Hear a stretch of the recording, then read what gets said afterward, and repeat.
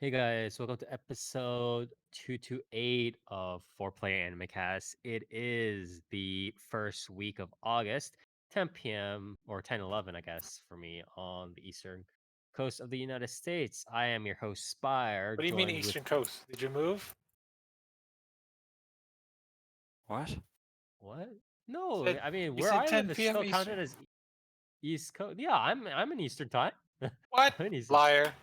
Let me see. I'm absolutely Eastern time. What do you mean? Let me see.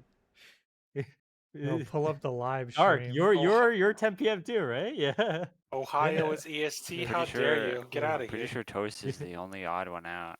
Yeah. He's a Yeah, I'm in war torn New York, destroyed Yeah. Yeah, by a The Twitch exactly. streamer. post-apocalyptic remnants. Really Yeah, fucked up exactly. how Kai Cenat killed 80% of the NYPD. It's not good. Were you there, Dark? That's Did insane. you I it did was not He Times would go have Square, to gotten right? that. his face smashed against the window I if did he did. not fucking But go yeah. to that. Anyways, I was nowhere again, I'm near. yeah. Anyways, we are just smack dab in the middle of doing our summer's 2023 season reviews. I am your host Spire, and here with me are my compatriots Near, Hello. Toast. Toast is dead. Gone. And Yes. Dark. Yeah, okay. Hi. All right, so let's start 2 weeks real quick. Let's actually start the time with Toast. How have your 2 weeks been? Uh, uh, I'm tired. I've been tired for the past week. Same. Fortunate real life stuff? Yes, very busy. I've only slept like 2 hours this entire time. I'm tired. Jesus. Also, Hopefully Advent appeared, so that's good, I guess. yes. Advent being Hololive Advent. Did you know they're the first VTubers to have a dual channel? No, you mean YouTube Twitch? Or what? No. Oh, or no, you're talking about two VTubers I'm in one talking about the channel or twins. whatever. They're the first ones ever. Oh, yes. That's clearly Rurasa does not exist in Yeah, that world. yeah. Name two others. Chua. Name two others that are dual channel. I yeah. mean, the Jashi Chen channel had all of them, you know? They count. They don't count. They're not twins. Twins, right? Yeah, who name other twin VTubers? You don't know any Aren't Spire? How dare you? Aren't the sisters, the Rurino sisters, aren't they No, twins, they don't supposed to be count. twins? No, Why don't they count? they're that's the Ruri us. Those are the. They don't count. They're not They don't twins. count because they don't, They're dude. not. They don't Yeah, collab okay. every day, Spire. They don't count. Okay, They're not I always there at the same apologize. time. I'll give you I one. apologize. Himahina. Name another. I don't. Oh, isn't it Omesis? Omesis. There you go. Omega Sisters. Yes. See, Spire, that wasn't so hard. How come I knew? How can they be Yeah. twins if one is red and one is blue? True. Yeah, they're cool. Else? The dog twins, they're cool. I hope they get twice as many subs as everyone else because they work that hard. But they're leader of the pack. There's the twins. They're cool. They speak Japanese. And there's Shiori Wow. Novella. She's a nerd. Plays piano. Spire, sound familiar? No. You don't play piano, you liar. I've never said that I play piano.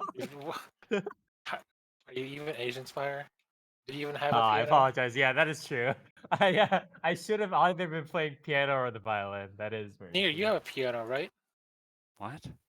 You have a piano, right? You have a grand piano, correct? No. I have a piano. Why don't Okay. you?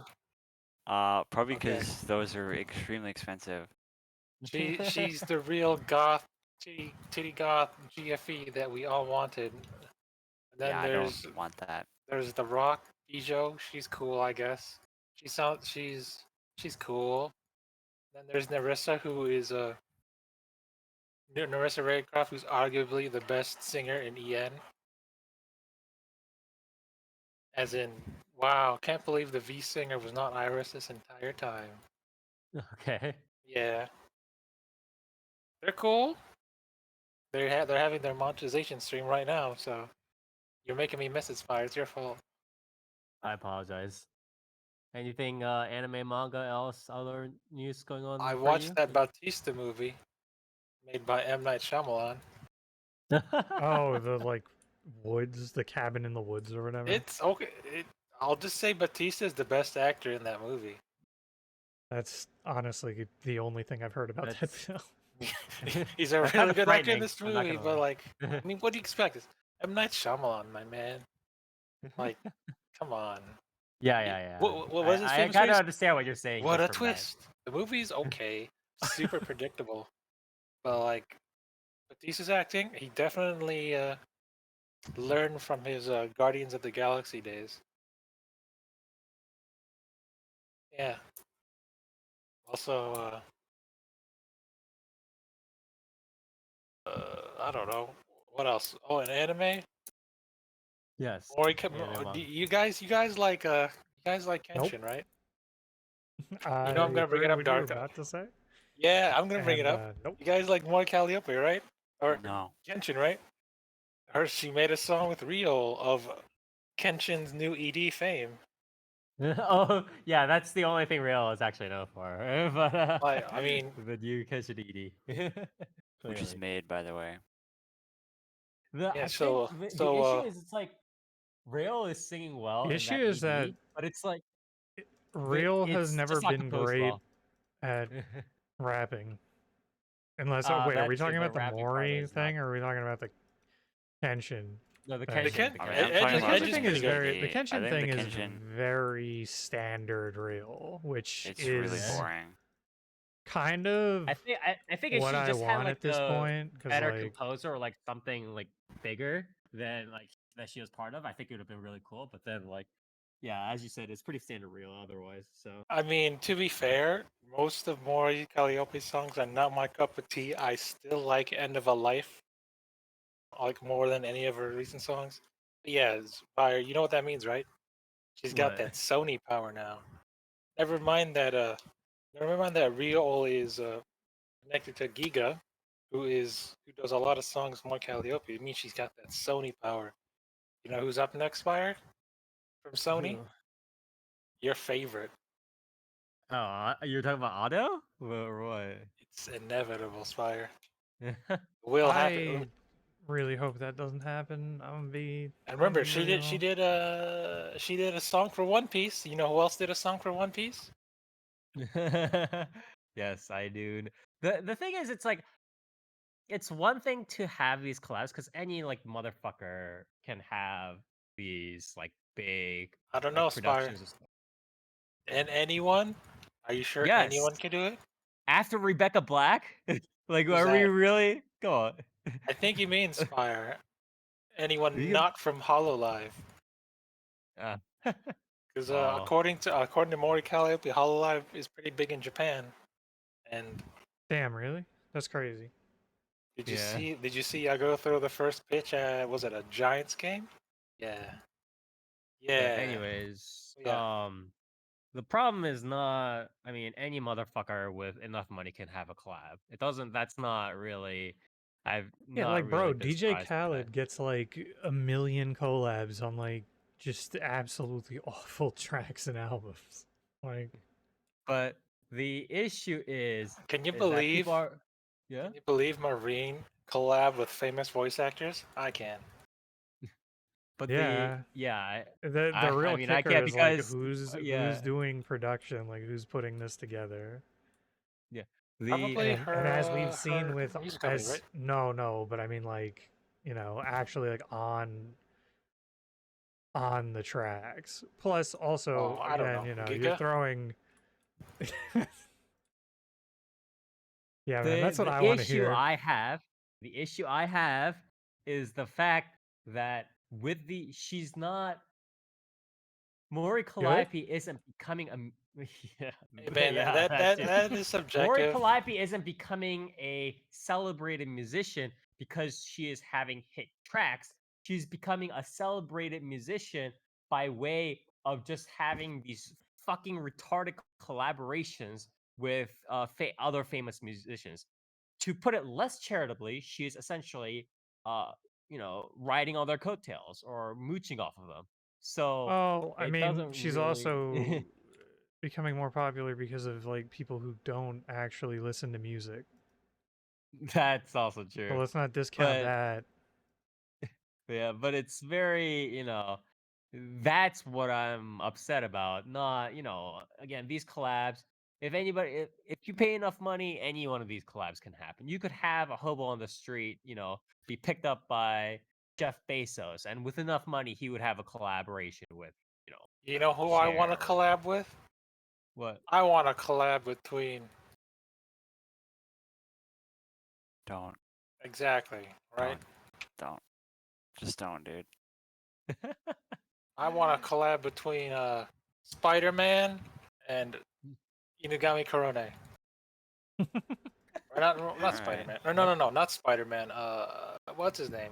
What's that guy's name? Indiana Parker? Jones. No. What's his guy? What's that guy's name? Oh, What? fucking Harrison Ford? Like, what are Harrison you Yeah, talking she about? loves Harrison Ford. Does she? Bro, Harrison She Ford she likes Indiana Jones. would be so lost. He would have in no that. idea what's going on. Wouldn't that be great though? I mean, Corona is definitely one of the best advertiser-friendly EN or Hololive members. She does a lot of collabs. Her and Fubuki. So that's like, if you're Hololive JP, man, you got. Remember when she did a collab with that one guy? Or was it Fubuki? It was Fubuki, right? Was it Loki? No. No, it was fucking Morbius, dude. Yeah, oh yeah, Morbius. Oh man, that movie's great. Yeah. Remember my favorite? What's your favorite part, Near? I know you've seen it. Have sex, dude. That's my Oh. favorite part. My favorite part is when he said he's Venom. Oh my god, dude.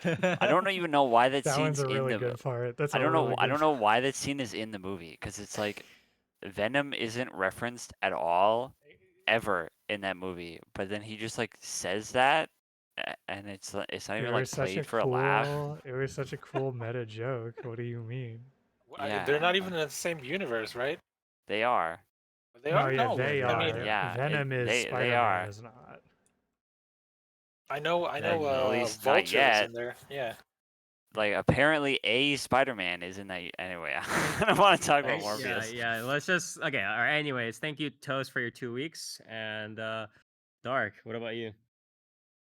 How's New York? Tell us more about New York.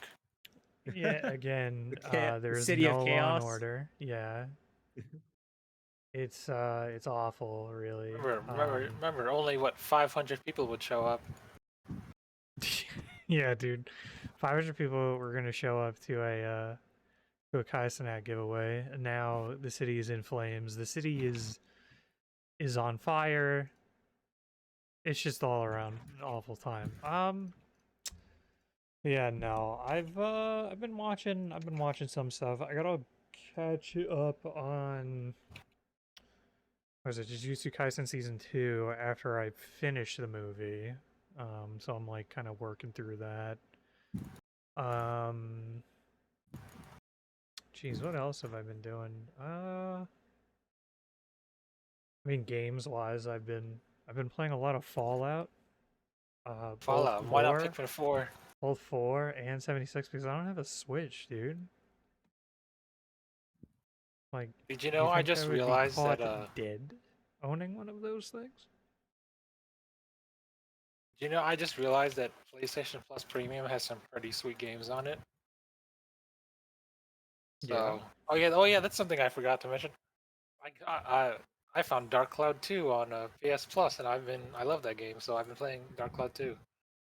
Oh, nice. Yeah, I'm actually surprised that's even there. All right. All right. There's also Dark Cloud 1, but like I don't like that game as much. Yeah, aside from that, He's, I've been doing Fallout 4, been keeping up with MMOs. I think the Final Fantasy stuff, yeah, watched the Final Fantasy event. What the hell is it called? Vest? Yeah. There you go. FanFest. I think that was between the last 2 weeks. And other than that, watched. Watched Jury Duty on Amazon Prime.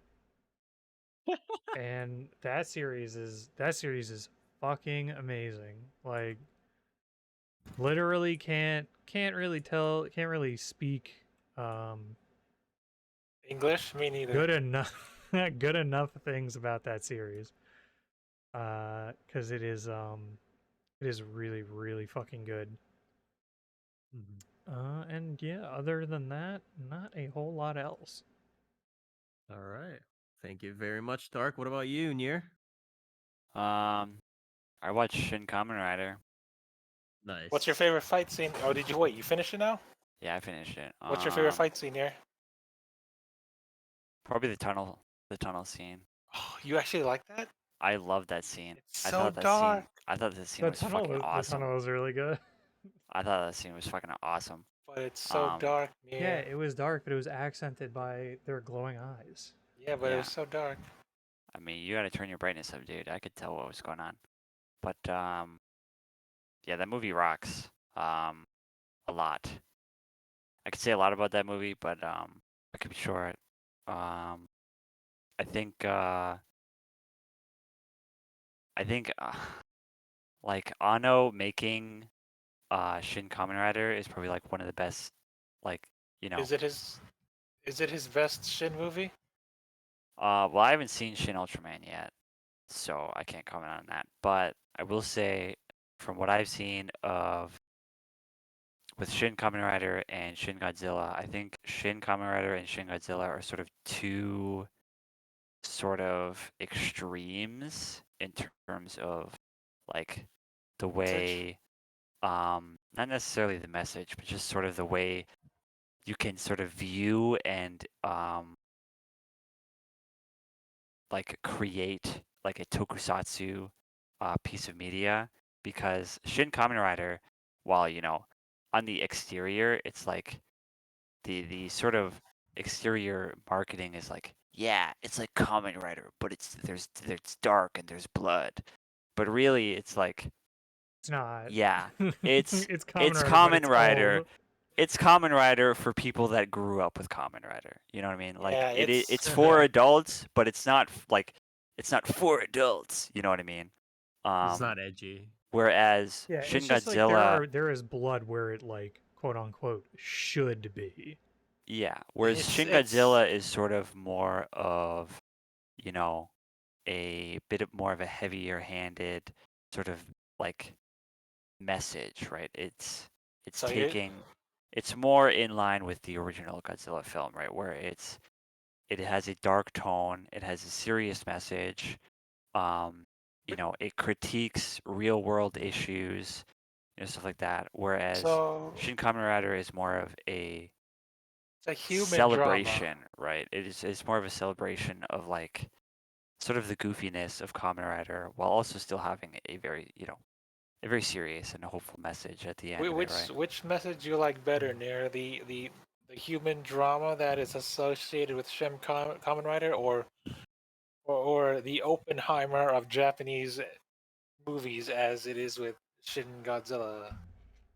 I mean, at the end of the day, all Godzilla movies have a very human, drama-centered story, right? I do appreciate how hopeful and positive Shin Kamen Rider is in the end. It is very nice. I don't know. I found the ending kind of bittersweet. Why? Just like Black Sun, man. Why do all these endings got to be bittersweet? It's not really, like, they kind of really hammer it home that, like, yeah, it's not that bittersweet. Like, I'll have to tell you later, but it's not. It's kind of not. They literally tell you, Because if it was to be bittersweet, it would have to be sort of more ambiguous. You know what I mean? Like the ending would be a bit more ambiguous. But they kind of don't do that at all. I don't like the ending. I'll just say that. I don't like what happened at the end. What? Why not? Remember what? We'll talk about this later. But yeah, remember when I first talked about Shin Kamen Rider and I was like, ha ha ha, the overarching theme of this movie is pain, but then when they add in Ichimonji, aka the one stroke, becomes happiness. Oh yeah. I 'Cause mean, remember, yeah, the pain and but that happiness are is one stroke of difference. I was like, that is oh, that's that is cool. basically the same message as Evangelion, though. Like, it's like Ano's message in a lot of his media. Who's the Like, one stroke in Evangelion? what do you mean? What turns pain into happiness in Evangelion? Is it the hospital bed scene? Asuka, yeah, like, Is that why they're left at the end of the instrumentality project? yes, because it literally at the end, like Shinji decides to pull Asuka out of the Final Impact. Like, that's what happened. Like, Asuka is like basically the only person that Shinji really cares about in the end. And the whole message What is that, like, about Misato? She was cool. I mean, yeah, but she kind of, I'm not gonna get into Evangelion. But anyway, I watched Shin Kamen Rider. It's good. Is it your favorite Kamen Rider film, or rate it on the list on your list of Kamen Riders? I don't know what that means. But I'd say it's pretty up there. Is it better than O's or Double? I'd probably put it above O's. In their Probably entirety? probably not. So Blasphemy. probably not above W. Like, probably. But I don't know. I really like the classic vibe of it all. I like the message. I I mean, like, it blows O's out of the water if we consider the movie that doesn't actually exist. yeah. But yeah, I highly recommend. Definitely recommend to anybody that's, a Kamen Rider fan. Obviously, if you've watched any of the original series, there's a lot to enjoy there. But yeah, other than that, not too much. Mobile game shit. Shadowverse shit. I know a lot of people have also been doing a lot of stuff like Blue Archive and so on recently. Yeah, I'm not about that Recently. life. Not I'm why not. don't I'm you- not getting. I'm not getting put What- on that list. Why don't you so, play? Wait, which list? Blue Archive. the Yeah. FBI Why Yeah, don't the you- why don't FBI you watch play- list. Canadian. Why don't you play Excuse Nikki me, instead? sir. Have you heard about Hoyoverse? Yeah, I did recently boot Honkai Star Rail back up after a while. God damn it. So Who's your been favorite? grinding away Who's there. your favorite Honkai or whatever they're called? My favorite honker. Yeah.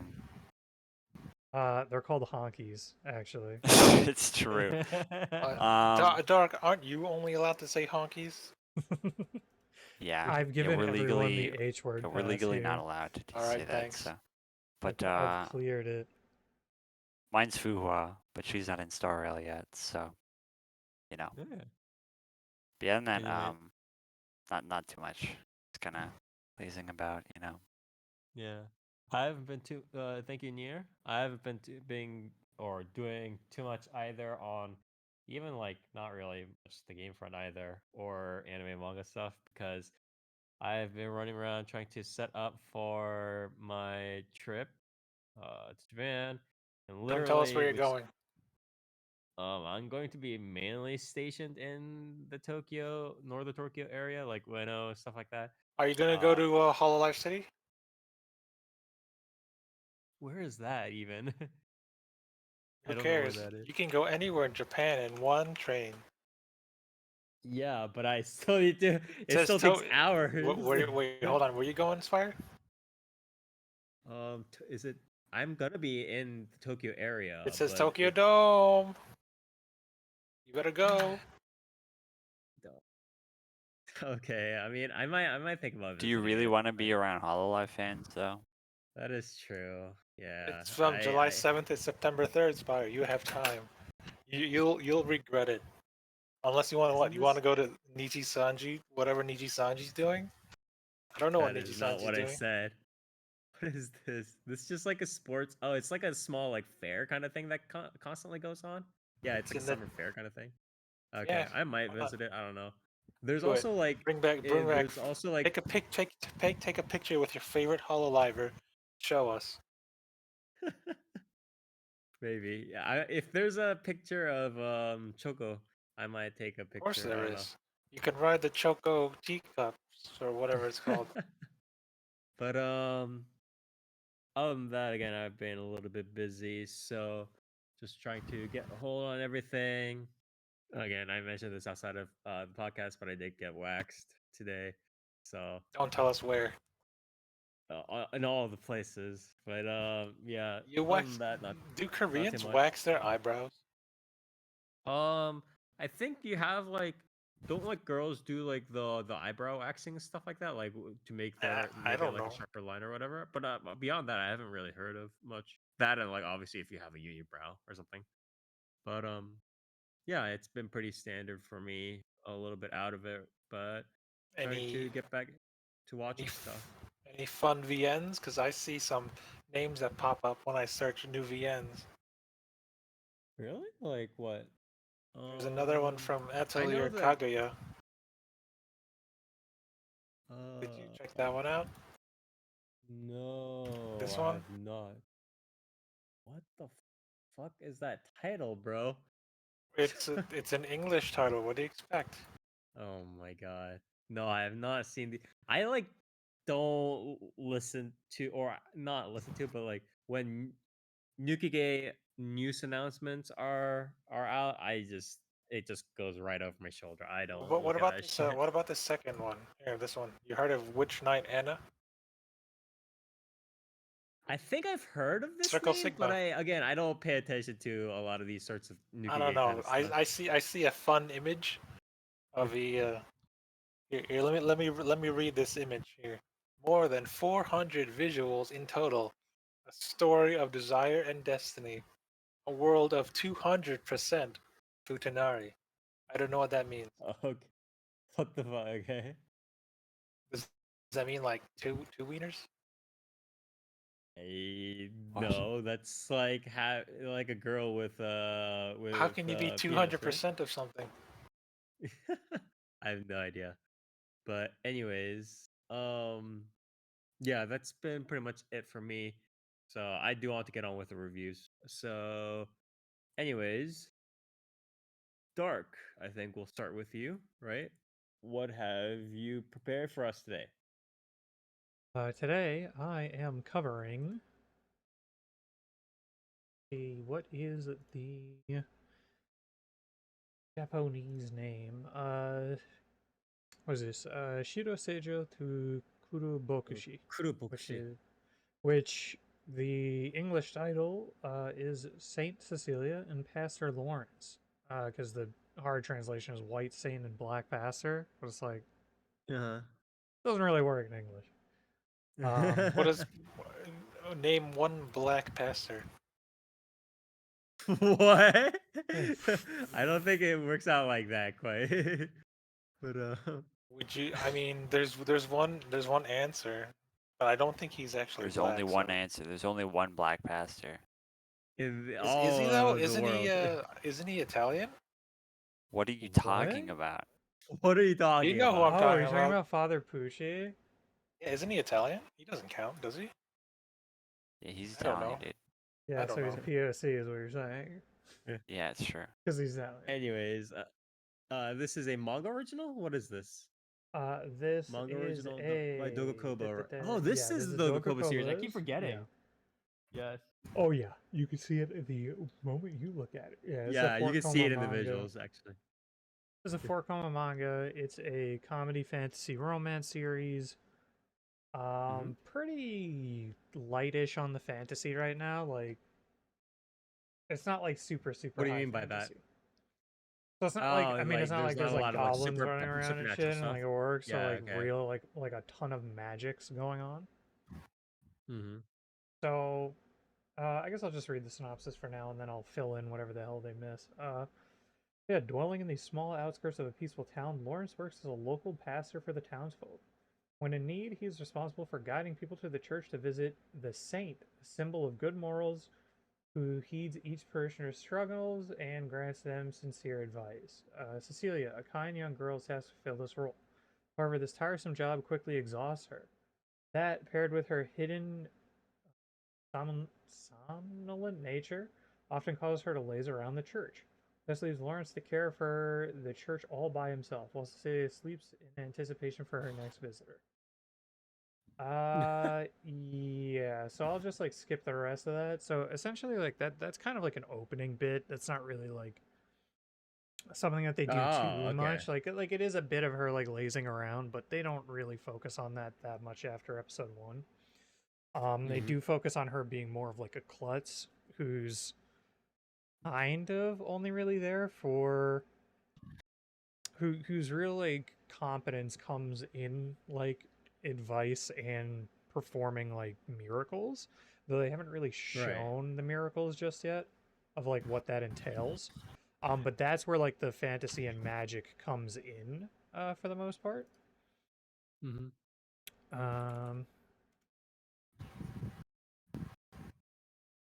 But yeah, so I'm trying to think of what else. So yeah, a lot of the romance comes from Lawrence and her kind of like bouncing off each other, but them both being what would you call it? Well, she's sort of oblivious to certain scenarios, but she's more so the pursuant, I guess you could say, in this. What do and you mean he's by like that? like she is more readily like wants some sort of romantic development, right? Oh, okay. Whereas he is just entirely oblivious. But both of them are like oblivious to any sort of to a lot of like scenarios that they sometimes put themselves in. So there is that. But he is So like the full on. So is the focus on Saint Cecilia doing like getting into silly situations, or is the focus mainly on Lawrence getting along with Cecilia? Is that like sort of the focus of the episodes? So right as of right now, a lot of it has been more so them doing their sort of daily tasks, and then while doing that, um, getting into minor romance scenarios, getting into minor Oh, okay, comedic okay, okay, scenarios. okay. A lot of like a general cute girl shit with Cecilia. Uh-huh. A lot of it being like reactions, things like that. Right, A right, lot of right, Lawrence's right. comedy comes in with him being like super overly protective and overly at the ready or overly doting towards her. And yeah, and then you have a supporting cast come in of a couple of other characters, like another pastor come in, Abel, and he's more so of the wingman type, the trying to like blow off work, like he's coming in from another chapel, like way like in the city, and he's just coming there to like blow off work essentially. And then there is I forget how you say her name. Hasalita Aldridge, who comes in as the sort of supporting like heroine role to Cecilia, and she's kind of like paired up with Abel. Yeah, Aldridge Hazelita is it, Yeah, what is Hasalita. that eye doing there? What I don't know, dude. What is that eye doing there? Yeah, wait. But Hazelita Aldridge. Jesus. yeah, so you got a lot of your standard scenarios with Cecilia. You have Lawrence obviously doting on her. You have her going to a clothing store and everyone at the store thinking that she's very cute. So there's like a montage of her trying on different outfits. And then, obviously that leads into her trying to get Lawrence to like notice the outfit, which he like reluctantly sort of comments on because it's so embarrassing. So that's kind of like the scenarios you're working with here. Overall, it's very Right. cozy. This takes place in a medieval-ish, not really. I would. This takes place in a Gochusa type Western town that doesn't make much sense, and you can't tell what time period it takes place in. There are supernatural powers, right? Or no? So there are. So the saints the saints are mortal, more or less. But they do have certain supernatural powers that they don't particularly explain, or they haven't explained just yet, or haven't really gone over Okay. like what that super entails. They Cecilia is able to call on like angel sprites that no one else can see in the church. So there is that. Trying to think of what else she does in particular, because there is another bit with like an older saint who is kind of like pushed to her limit. But they don't Mhm. particularly describe what that entails, right? Because usually it's just people Okay. coming for advice, not really coming for a genuine like miracle to be performed or Right. something like that. At Right. least not yet. But the implication is that in doing that, that does like kind of sap them of energy. Mhm. So yeah, I'm sure we'll see more of that. I'm sure there will be some sort of like dramatic I guess like What's dramatic how much occurrence with I know that. obviously that's not That makes sense. I know that's not the majority of the story, but how much of the screen time obviously precise numbers not needed. How much of the screen time is dedicated to that sort of uh background setting that's setting up for the later dramatic development compared to the episodic sort of rom-com kind of going on? Compared to not much at all. Okay. So So like an 80-20 kind of vibe here. yeah, there's like one episode that like kind of drops a lot more, and I think that was like Hmm. episode 3, if I'm not mistaken. That does a lot more backstory, a lot more about the Saints, kind of to set up and bleed in Hasalita's role as she's coming in. Hmm. It's sort of like where her and Abel fit in the world, and sort of like how Lawrence's relationship with Cecilia is like slightly different than a lot of the more like exploited uh lady saints are, right? Because Hmm. no, like they basically set it up to be like they can work them to death should they want to. um Right.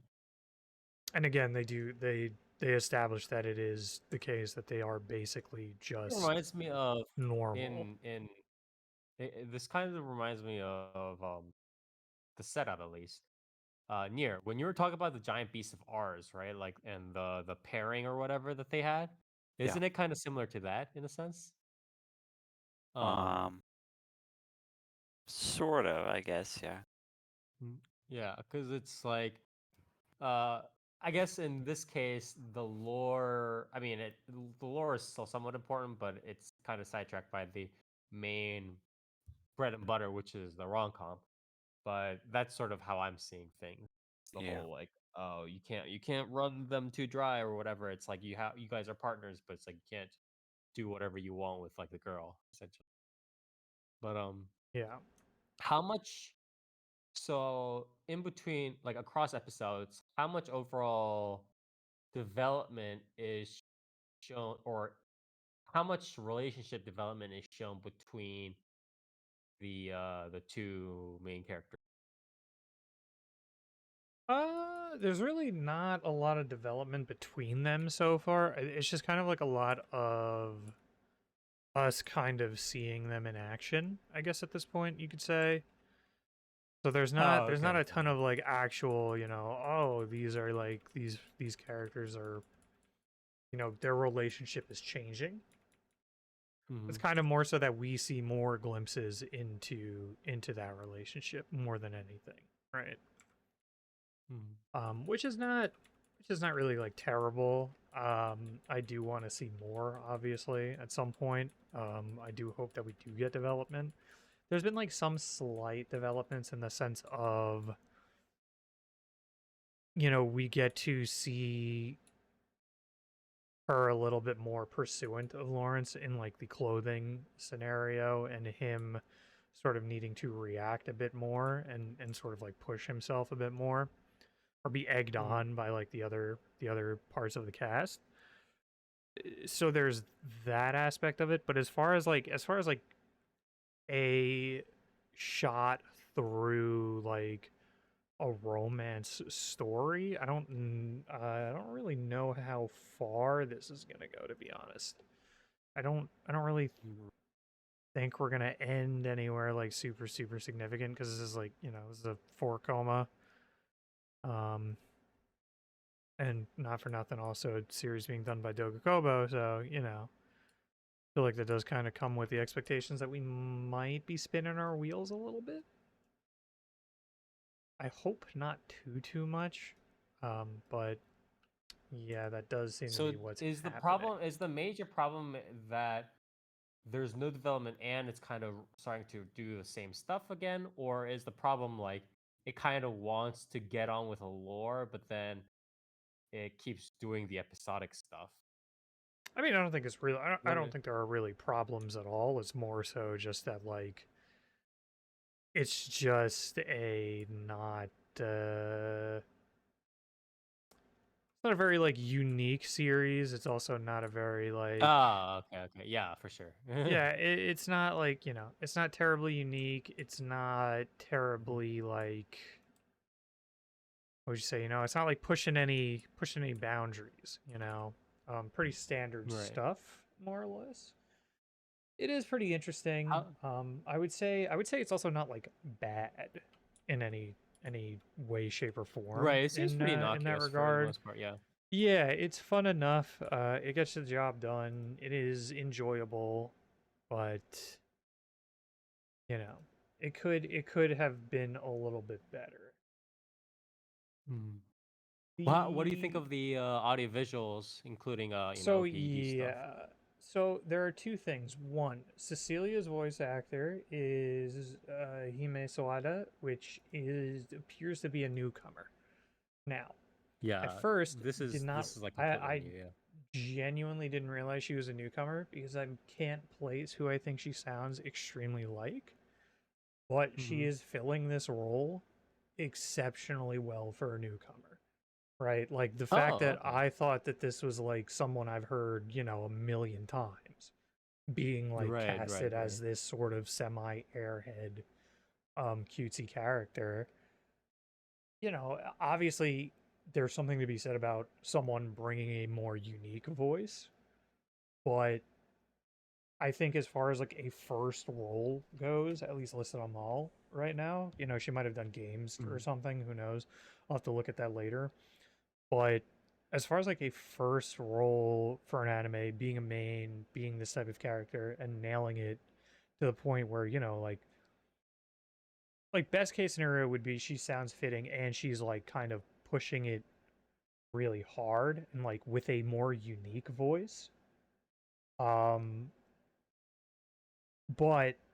I think this is like kind of the second best you could ask for. It's like, killing it in a almost typecast like type way, where you feel like someone who would be typecast as this character. Like, that's how much you're nailing it. If you have experience in these roles and you sound good and you get into sort of how you get into the heads of future sound directors, future directors for other series, right? Or like you become that voice where people are like, oh, like this sort of voice is like a standard voice, so we can hire them or whatever it is.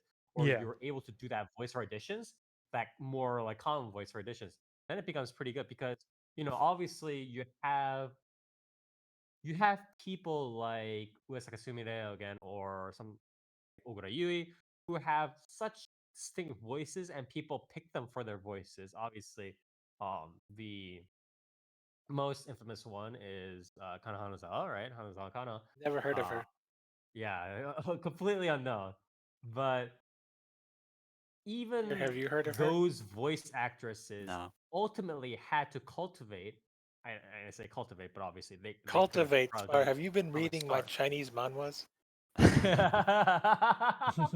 Sorry, wrong usage of wrong word usage, but uh, even those voice actresses had to ultimately adapt a more normal tone to enable to get more of those roles. You know what I mean? Like, Right.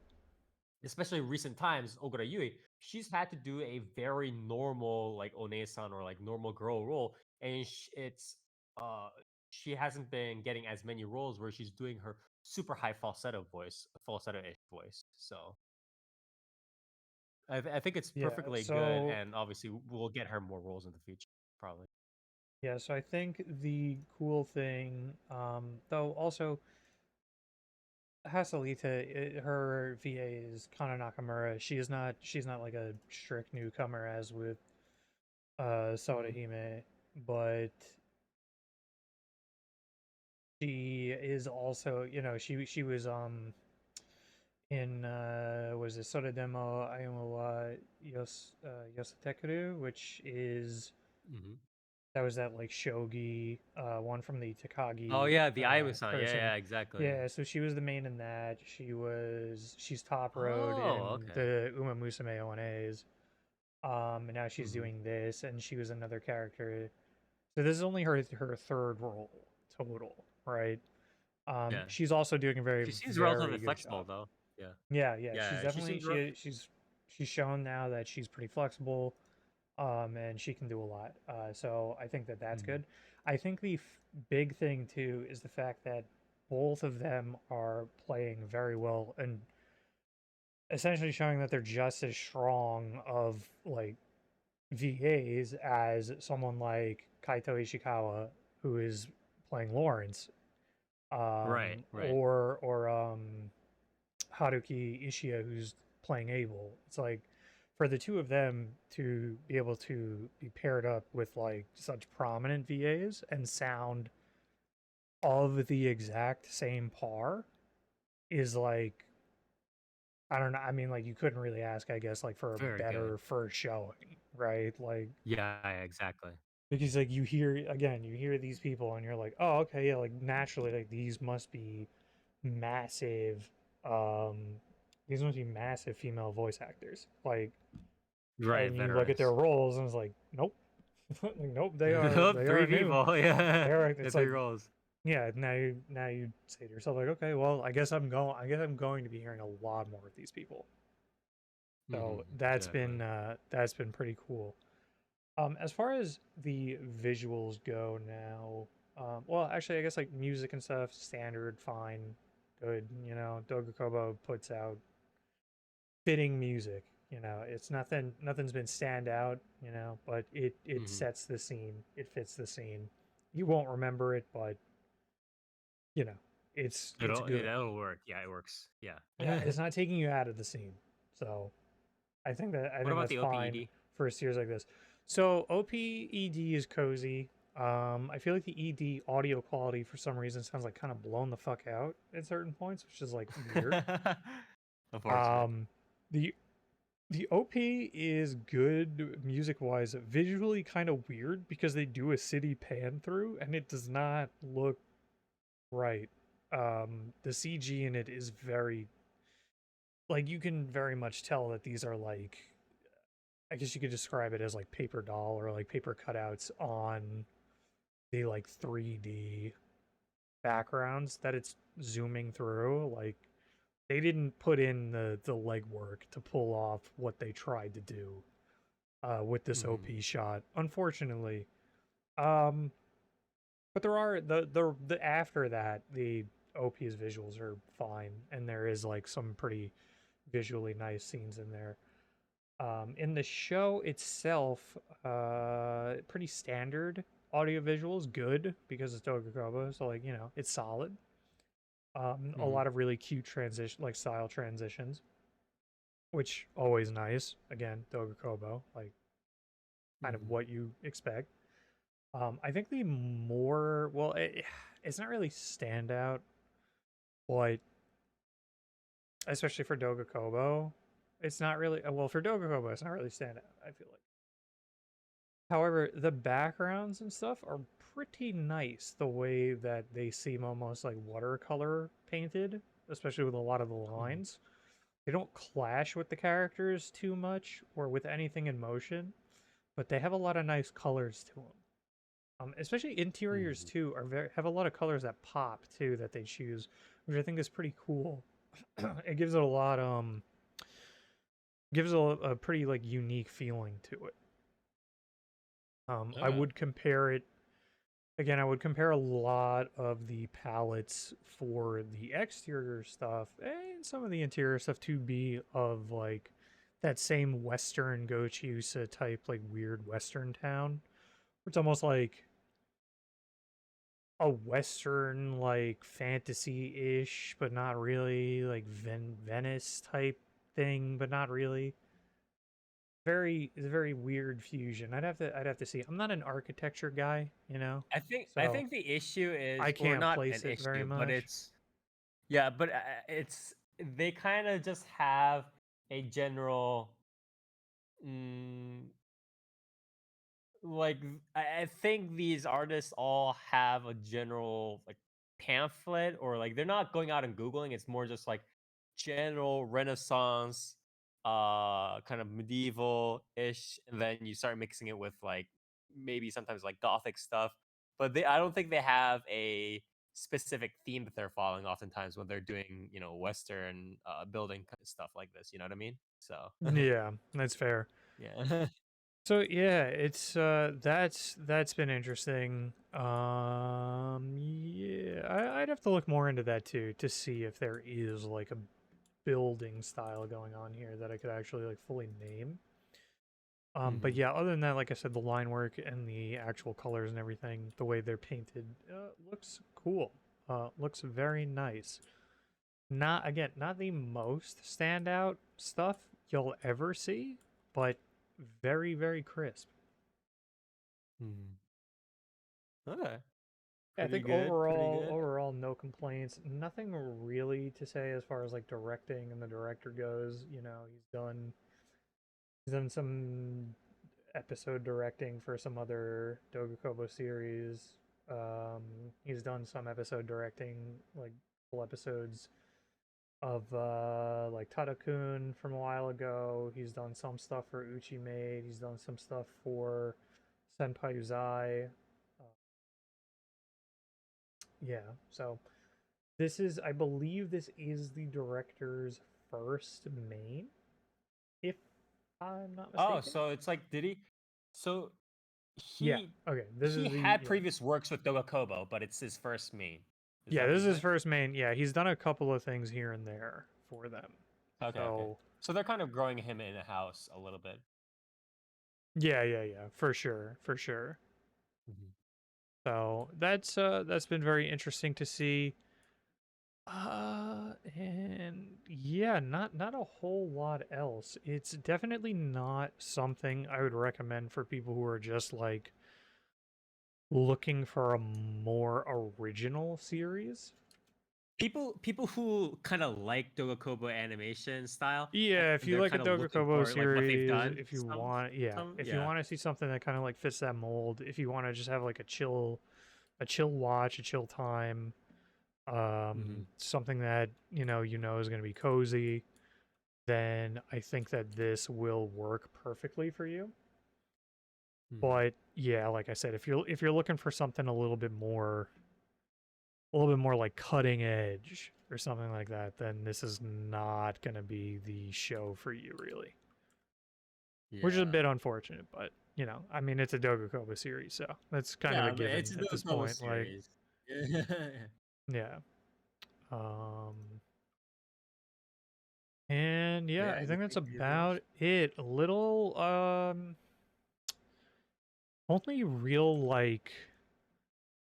strange thing that I'll never get over in realistically like any anime at this point will probably be just seeing anyone in like a Catholic priest like pastor outfit with the cross hanging down, just because like between Rail Decks and like Fate, I'm like, oh, you're evil, you're evil, you're a villain. Like, Right.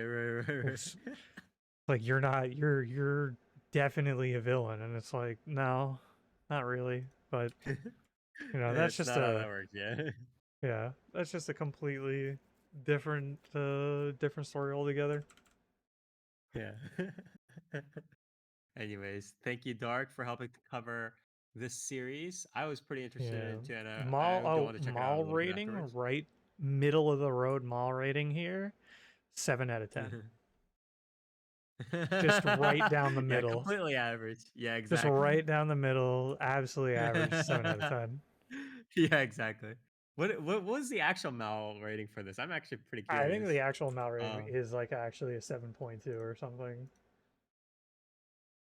Yeah, okay. 7.3, Interesting. 7.33. Wow. Okay. Good guess. Good guess. Which I guess is like, it's fitting. It's like a 7.3 fitting fucking Yeah, you it's a know, mouse score that doesn't make you want to barf. mile score. Yeah, like Essentially. it makes sense. It makes sense to me. Yeah. I mean, I guess Okay. there is an argument to be made that that probably is like a median score or whatever. So there is that. All right. So thank you, Dark, then for helping to cover Saint Cecilia and Pastor Lawrence. This is a manga original. Japanese name is Shiro Seijo to Kuro Bokushi. I believe the abbreviation, the actual is Shiro Seijo, so you can search. You can abbreviate like that as well. Pretty standard, run of the mill, do a kobo. And so if you like that stuff, please do check it out. Again, thank you very much, Dark. And now we move on to Host. What do you have for us? Hi. Did you know Hello that there. what? Hello there. Hello, it's on. Is this on? Yeah, it's on, right? Yes. Sure Did is. you know that? Did you know that Rupert Grint is also in the same Batista movie? What's it called? What? What's it called? Really? Cabin Knock at the something? Cabin in the Knock at the Woods or Cabin? something. Yeah. Yeah. Did you know he's also in that movie and he has to do a weird, like, American accent and it's weird? I don't even remember what he sounds like, other than it was weird. But yeah, he's in that movie. That Well, is definitely a little bit weird. I don't know why, but yeah, Is it good? it's an M Night Shyamalan movie. Like, did That you like doesn't tell his me anything. weird horror movies? I think Toast said before that it was pretty confusing. It was just the standard like M Night Shyamalan like It's twist not on twist on confusing, twist but or it's whatever. like there is no twist. It's pretty straightforward M Night Shyamalan. Like, what a twist, but there's no twist. Okay. The only positive I had. But like, what do you mean by like standard M Night Shyamalan? Like, is it like Signs or is it like old? I Like, want to say Signs. Maybe okay. I feel like Signs Signs is isn't no that. longer standard M Night at this Well, no. Yeah, point. What's like the movie about? Like the Amish people? The Village? The Village. Yeah. Maybe The Village. I I want to mean, say. The Village was good until it ended. I mean, So, I guess, yeah. The movie was good until it ended. Yeah, well, it was okay, I'll say. but like, I don't know if it was good. yeah. I mean, I bring that up because do you know what else Rupert Grint is known for? What? Harry Potter. Yes. Yeah, Yeah, it's true. yeah, and I bring that up because you like the Mash. I thought Mash Day was pretty good, right? Because of all the Actually, it's pretty good. Yeah. pretty good. This is another series that takes way too much from Harry Potter, Yes. and it shows heavily. And I'm talking about Seven Spellblades, Reign of the Seven Spellblades. Yes. Fun Also known fact, as what is it? What is it called? It was and Nanatsu no Maken ga Shihai Suru. yeah, fun fact. There's 6 protagonists in this. Well, 6 main characters in this series. Why is there 7 Spellblades? You wonder. Well, should I say it now or do I talk about it later? I might as well say it. No, it doesn't Just say it matter. now. No, it doesn't Say it matter. It doesn't really matter in terms Oh, of okay. actual story yet. But yeah, so there's this magical not Hogwarts place called Kimberly. All right. I don't know What? What? Wait, Huh? really?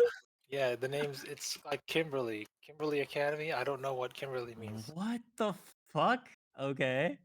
When I Google Kimberly, I get Kimberly, Wisconsin. I don't know. It's literally just not. It's just a random. It's just a random person's If I name. search it on Wikipedia, is a male and female given name of Old English origin.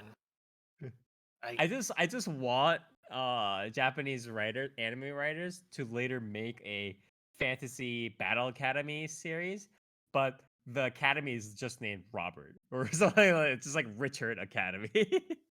God damn what it, was the guys. what was the academy named in Mashley? It was something Easton Magic Academy. Yeah, Easton, or at least that like sounded like a last name. Just like we gotta have a last name at least. Come on now. Don't you know about the famous Lord Kimberly of Norfolk? Yeah, exactly. I Earl of Kimberly apologize. of Kimberley in the country of Norfolk is a title in the peerage of the UK. So I guess, I yeah, guess? Question mark. Kimberly's Yeah. weird because I think of the Pink Ranger when I think of Kimberly. Anyways, okay, so they're at So this so they're at not Hogwarts, Kimberly Kimberly. Academy, right? Yeah, but Yes, yes. it's not your ordinary Magic Academy because what was it? It was a what is it? 20% of the students who attend Kimberly die during What? or something like that. It's like you have an 80% survival rate if you go to Kimberly or something. So like What the there's fuck?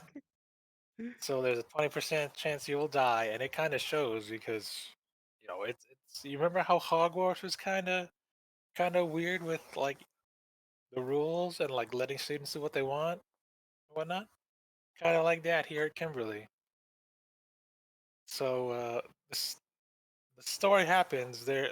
All the six main the six main protagonists that you care all appear in the same episode.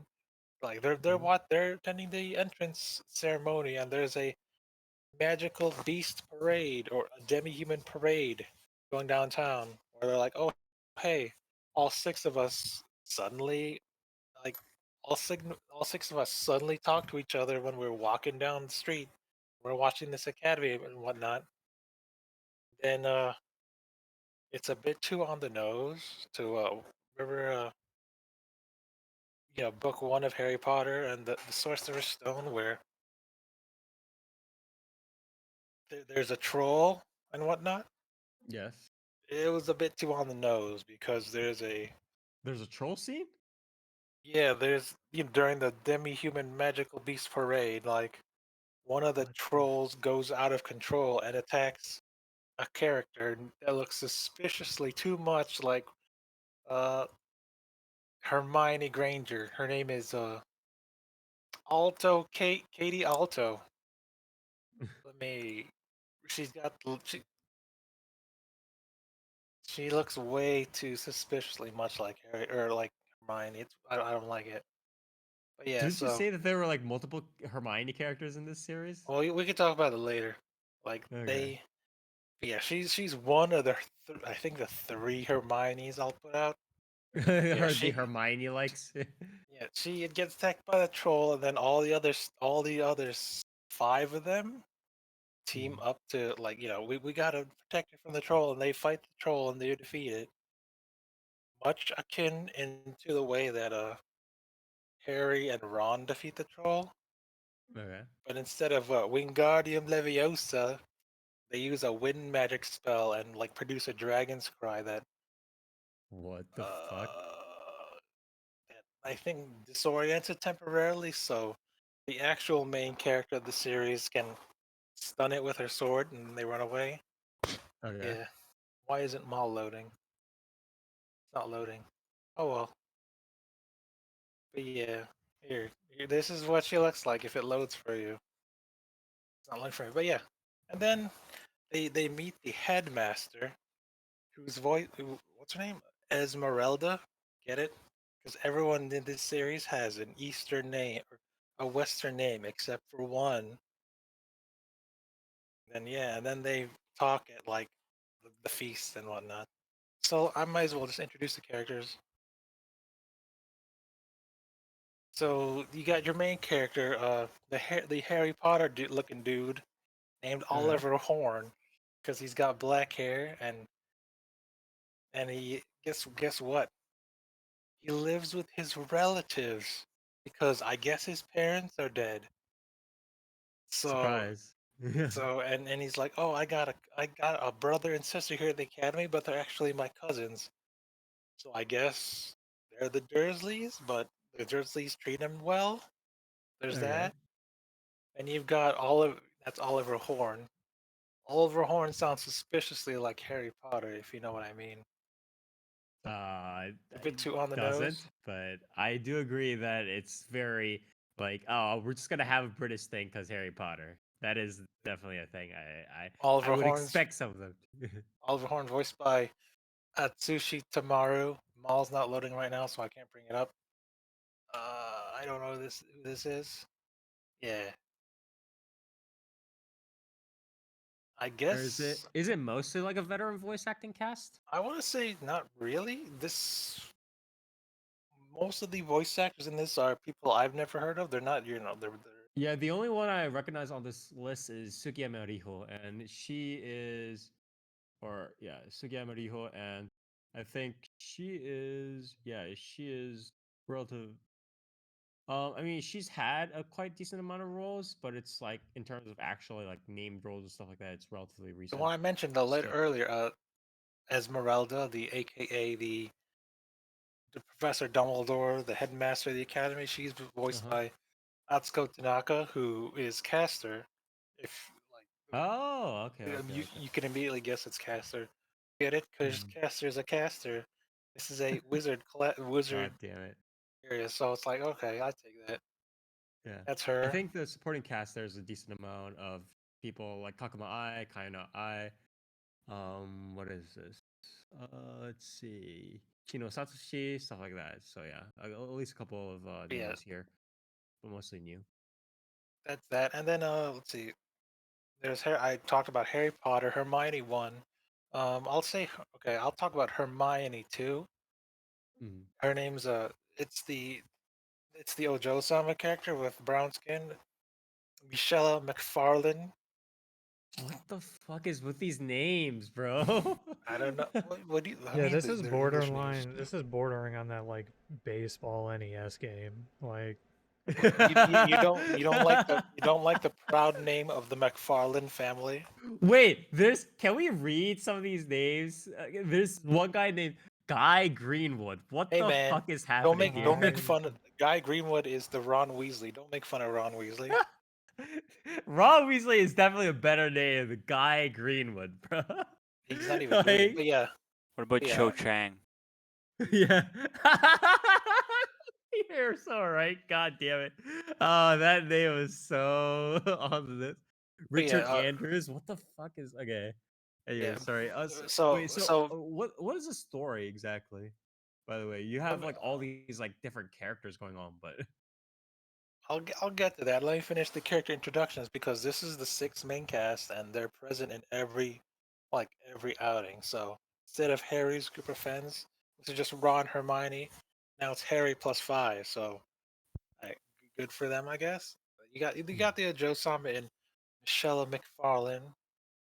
I don't know, man. The only McFarlane I can think of is the Family Guy Seth MacFarlane.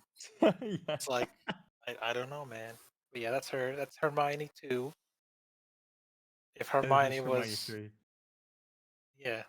Hermione 3 is actually a dude, which is weird. Okay. Oh, That okay. Who is it? Hermione 3 It's is a subversion of expectations, you know. Hermione 3 is Pete Reston, What the fuck? Okay. voiced by that's the Riho Sugiyama character. Right. She, he's got Hermione's book smarts. Oh, okay, I should go there. Yeah. He's got Hermione's book smarts. He's always reading a book, and he's a nerd. He's like, "Don't bother me. I'm reading my book." Katie Alto is the human rights activist part of Hermione Granger, if you remember that. I think I know what you're talking about. Do Yeah. you not remember that? oh Remember when she yeah, was how like, she was like, we gotta free the house elves and shit. We gotta free the Oh, slaves. yeah, So yes, she yes, yes, advocates yes. demi-human rights and all that. That's cool. Then I guess that's whatever's left is McFarlane. I guess because she has some sort of feud slash rivalry with the Draco Malfoy character. We'll get to that in a bit. So then you is this like an episodic kind of thing? Like, what is going on, or is this? it's not. It's like a bunch of mini arcs where Oliver is actually just kind of No. grouping up with all these people. Or No, what? it's not. It's who cares about Oliver? I haven't even got to the good character yet. Okay, so yeah, Guy Greenwood, that's Ron Weasley.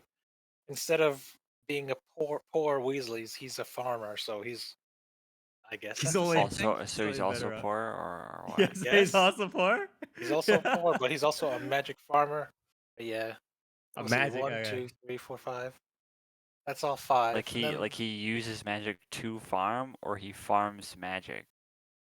he's, I guess, That's a he good uses question, magic to actually. farm because he sells vegetables instead of Okay. working at the Oh Ministry of shit! Magic. Are they vegetables. magic vegetables, or I what? guess they are. Yeah. Yeah. Talk about Ah, magic lettuce or something like that. I was like, that's cool. damn. He does he Yeah, he mention? uses I time bet he's magic to accelerate the growth of vegetables. gonna mention Mandragora or whatever in one of the episodes. Well, there That's was definitely a like there was a herbology. Is it herbology? herbology. Yeah. I guess they're Yeah, it should be mixing up herbology. herbology and no, they're mixing up herbology and like care of magical creatures into one class. That's one of the characters. So it's like, Oh, okay. okay. But yeah, Nature. those five they don't matter because the only important character and like, oh, even though the story's mostly about Oliver Horn, no, who cares about Oliver Horn? What I care about is my Japanese OC in a Harry Potter universe. Because even though Oliver Horn's at like the front of most key arcs, who cares? He's not moving the story at all. The only Oh, one okay, actually so moving the it's story is the Japanese OC in Harry Potter. Now Hibia. Notice she's the only one with a Japanese name. as is Shippy. You know, it has to be the Japanese MC moving the story. She's from the country of Yamatsukuni, which is the Okay. Kuni of Yamatsu, which is I guess Yamato. In Yeah, the it's like some variant of Yamato. Yes. the region of Asia, but spelled with a Z. Get it? Okay. Like my brain froze for a second. I was What? like, where do you put the Z? Wait. Wait. Run that again. Asia with a Z. She's Asia. from the country of Yamatsukuni in Asia, which is a country, which is a region. Because you got regions like Michelle and McFarlane's from Yelgland, and Dude. then you've got Katie Alto, who's a foreign exchange student from Farland. I get Farland and Yelgland, but no, you've got Bro, that is like Yamatsukuni. Wait, that is- they're Asia. from this is- There's like it's different. What the fuck is going bro, on? that is borderline fucking like don't Mega know. Man I don't know Battle these- Network tier fucking locations. Like I don't know where they are from. Like, who cares?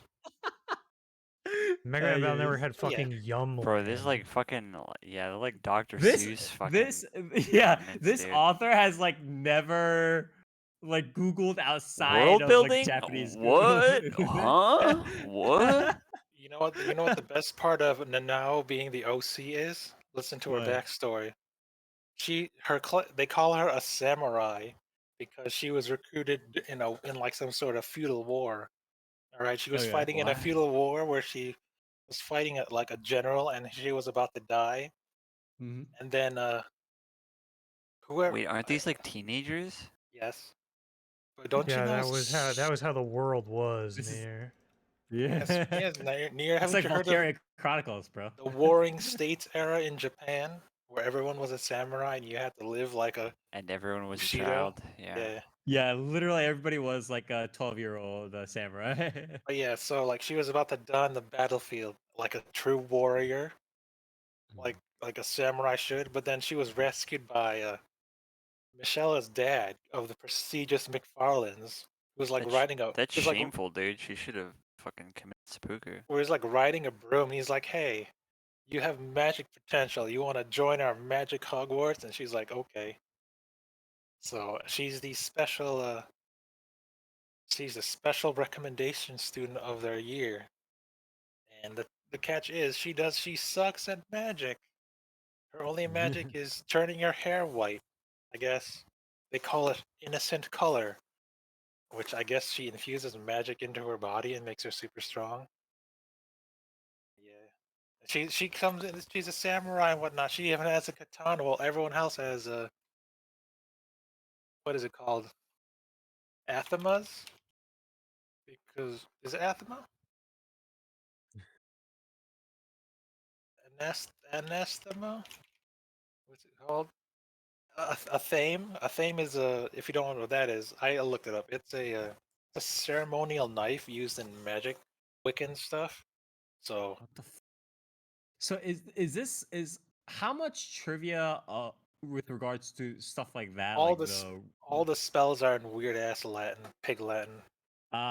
Pig Latin? Wait, is it What? actually Pig Latin? I don't know. No, it's not pig Latin. Oh, okay. I was about to say, holy shit! If the Japanese author did that, I would have so much respect, actually. You guys watch Spy Family, right? Uh-huh. Remember the Tonitrus bolts that you get when you're at the fancy academy that are shaped like a Mhm. lightning bolt? That's the name of the lightning spell in this series. It's Tonitrus, because I guess that's Latin. So they use weird Latin for their spells. But yeah, the whole thing about this academy is it teaches you how to be a spellblade or a magic swordsman or whatever, where you have to fight with this what is it called? Got to fight with your a theme, because one day the story goes that one day this great grandmaster wizard lost to a non-magic person. He got super The salty. Black Swordsman. Yes. He Lord got super Edith. salty, so I was like, all right, we're gonna incorporate swordsmanship into our magic lessons. So now they use a ceremonial dagger alongside a wand, and it's like it's weird. I don't get their fighting style at Why all. wouldn't you just because, use the dagger as a wand? Again, that's the point. Yeah. They have that, but they have a Why don't regular they one just use it too. like lightsabers? I would just use So wait, two daggers then. they're like dual wielding?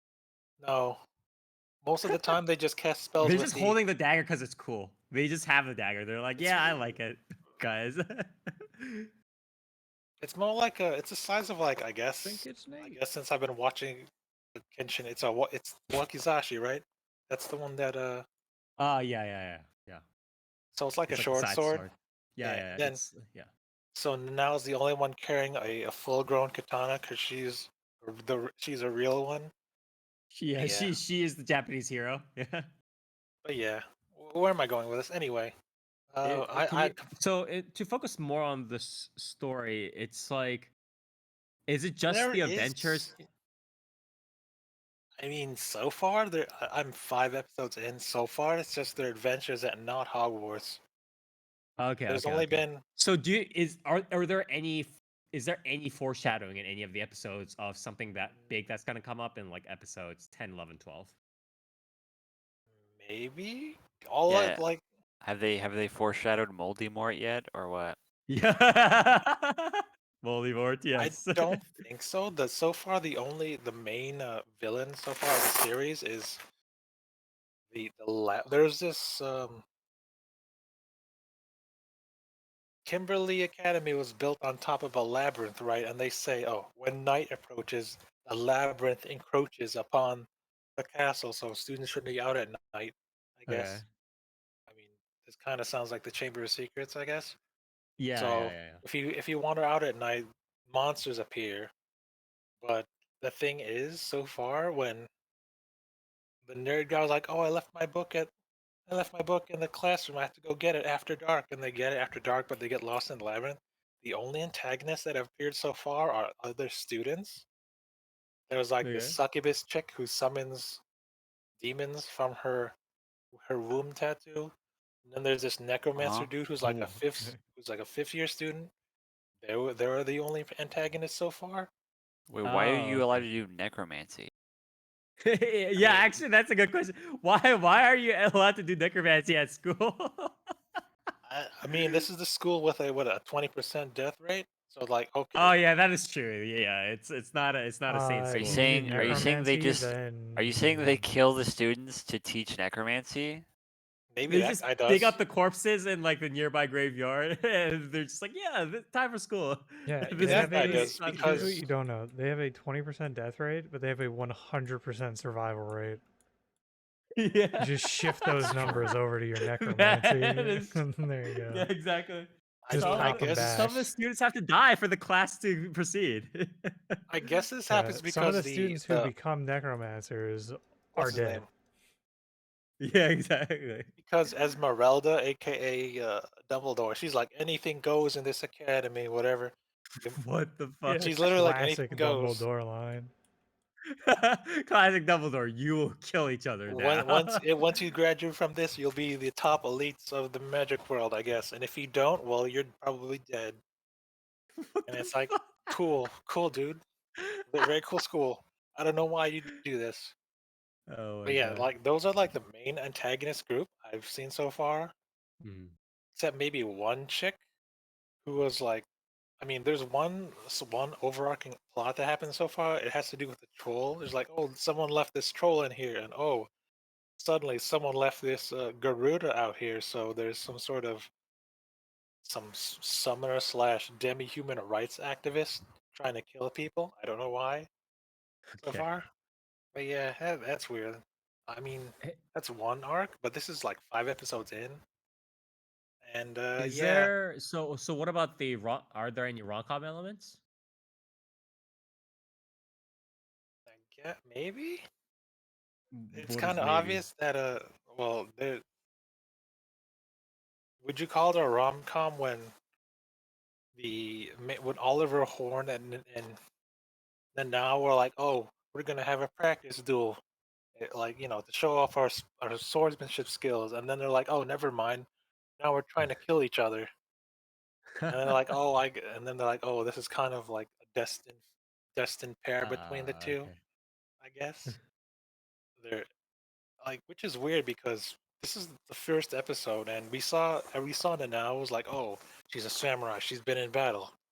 She has the backstory credentials in order to say like, oh, I'm looking for a place to die, like in battle. But Oliver's like, oh, I'm sorry, I didn't take her seriously.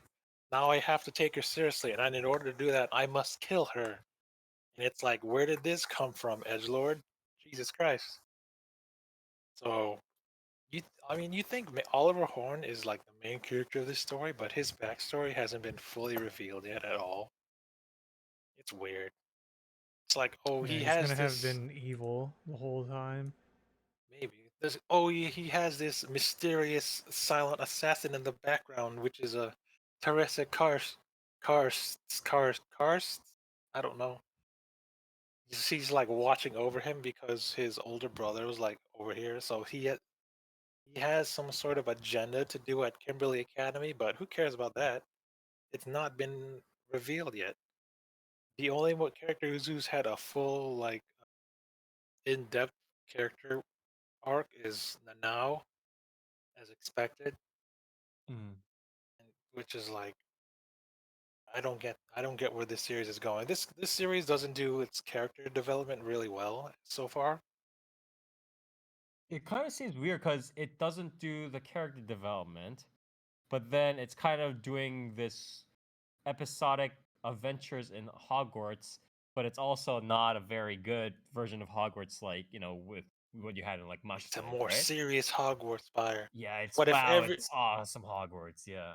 yeah, like And so far it's only her and even like what's his name, the Draco Malfoy character. I haven't even talked about him yet. Has gotten like character development, and I call him Draco Malfoy because he's the one who he's jealous of Oliver Horn and Nanao when they're swordsmanship, and she's like, oh, I challenge you to a duel, and no, like okay. that's the thing where I think I linked the clip earlier where they show up at the Coliseum and like all the students watch like, haha, what's his name? What is his name? Is his name even on here? Richard, yeah, that's Richard Andrews. He's the Malfoy of the group. He's like, oh, I'm from the prestigious Andrews family, and here's some country bumpkins, and I'm gonna fight you, whatnot. Okay.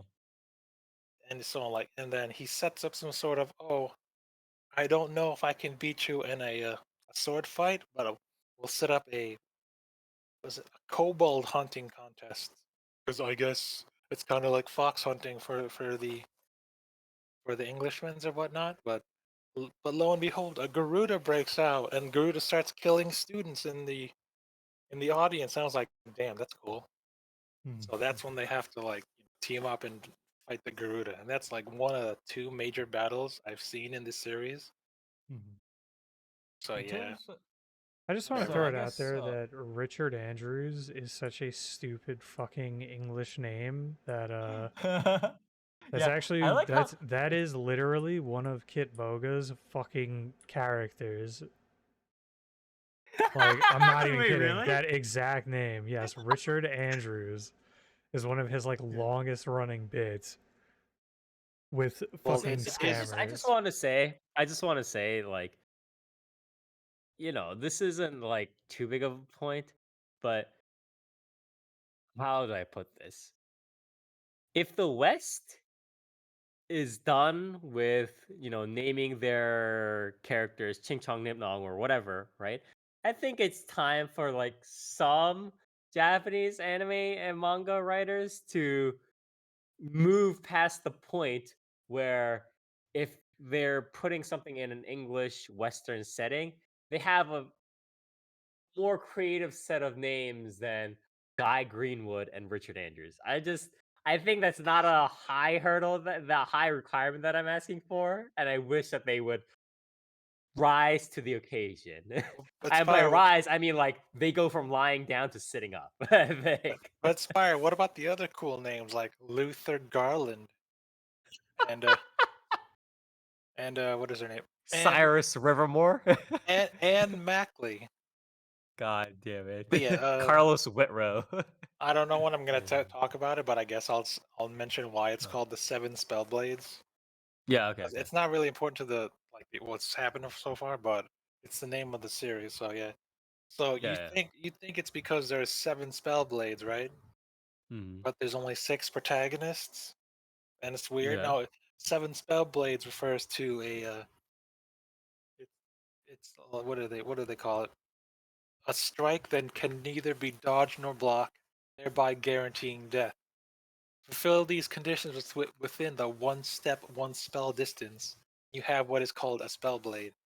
I guess the one step, one spell distance is like your attacking range of using the. So it's like a technique. The Spellblade is a technique, It's is what you're it's a saying. noble phantasm, Spire.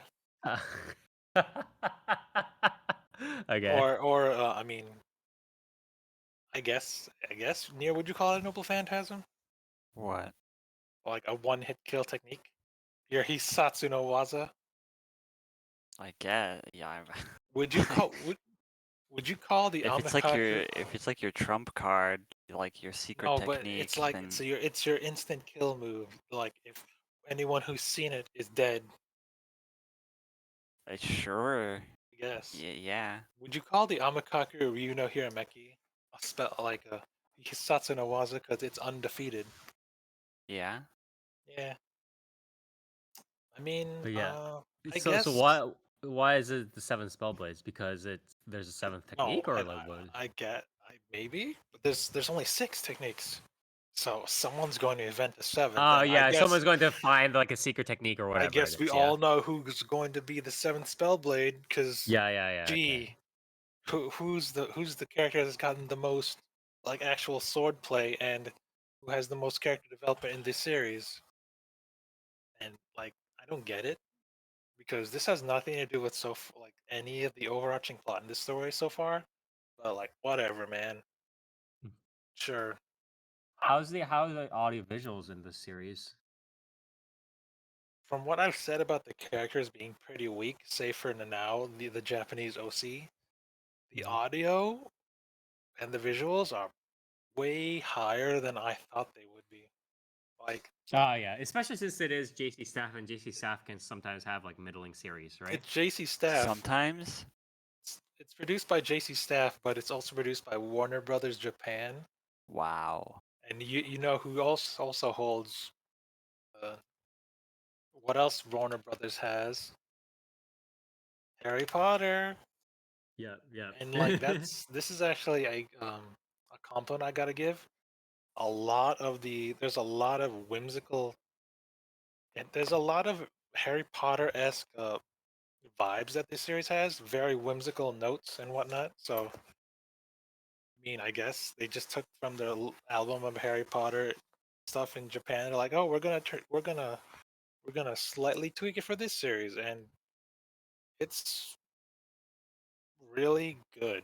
Like Yeah, a lot of like the Winston. weak, despite the weak Sim- characters, like the audio design and the animation, it's pretty good. I believe I linked the opening. There's a bunch of the Harry Potter-esque whimsical nature in that, and yeah, I mean, I don't have That's any. good at least. Yeah, it's pretty good. Animation. This is I don't know. How do I say this? You can tell you can tell they put quite a bit of money into this series because the animation's pretty good. They got some wonky ass camera angles and there's some good use of 3D like spacing or whatnot. I don't know how to describe it, but I guess that's to be expected since this is not just any light novel series Spire. It's the Dengeki Bunko of this year. What do you mean by that? This is the Seven Spellblades is published by Dengeki Bunko, so they're like, all right, we got to put some effort into this. Oh yeah, for sure. Yeah, and it shows. So where am I going with this? So, Well, yeah, you this wanna? is definitely high quality so far of all this. So I guess I gotta say, I mean, I came into this series hating it because it's like, oh my god, it's too much Harry Potter. But after watching it and seeing like, oh, they put effort into this, I still don't like it because like I still don't like it because there's I don't know, like I said, Nanao is like the best character in this series by far, and it shows. And Are you saying come like on, when you man. say Nanao is the best character in the series, are you saying like she is an actual character and everybody else is kind of poorly developed, or are you saying like this is a regular cast, but then they just keep focusing on Nanao for some reason? Because those two are slightly different. You know what I mean? What can I compare this to? I want to say I don't remember any character development from what's the dude in Shakugan no Shana? I don't even remember his name. Yeah, the main dude. I don't remember the main dude in Shakugan no Shana either. I'm not gonna lie. Yuji, right? Yuji. Who the hell is Yuji? I don't care.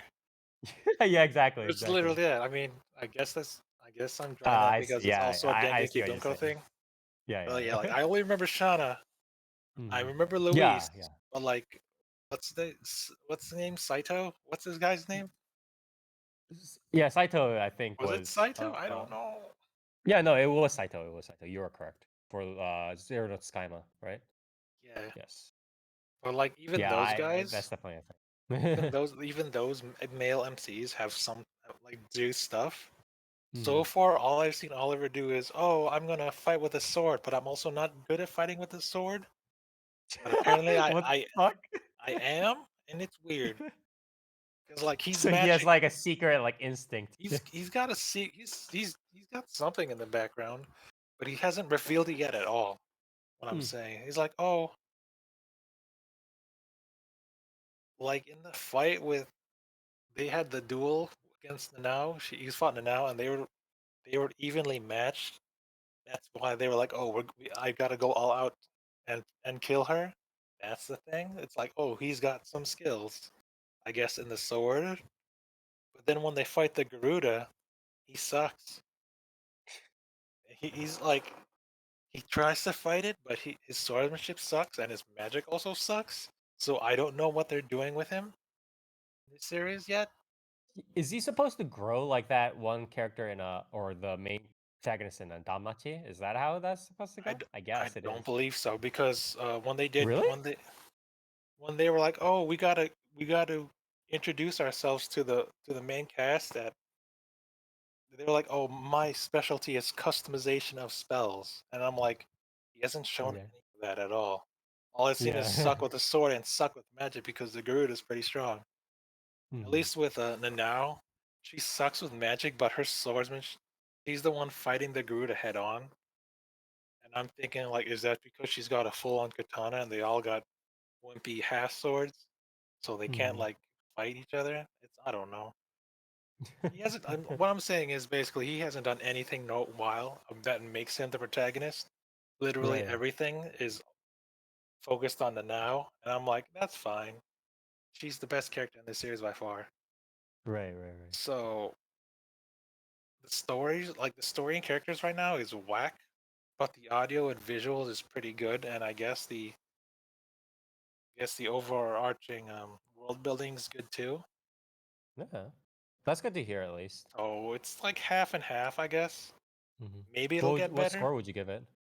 Maybe it'll get better as it goes on, but right now, like, you think the characters will be the best, but it's the weakest. So I can Yeah, see that's why a little bit people unfortunate. both love it and hate it. Mhm. But I mean, it's a Dengeki Bunko thing, and they put money into this, so it might get better.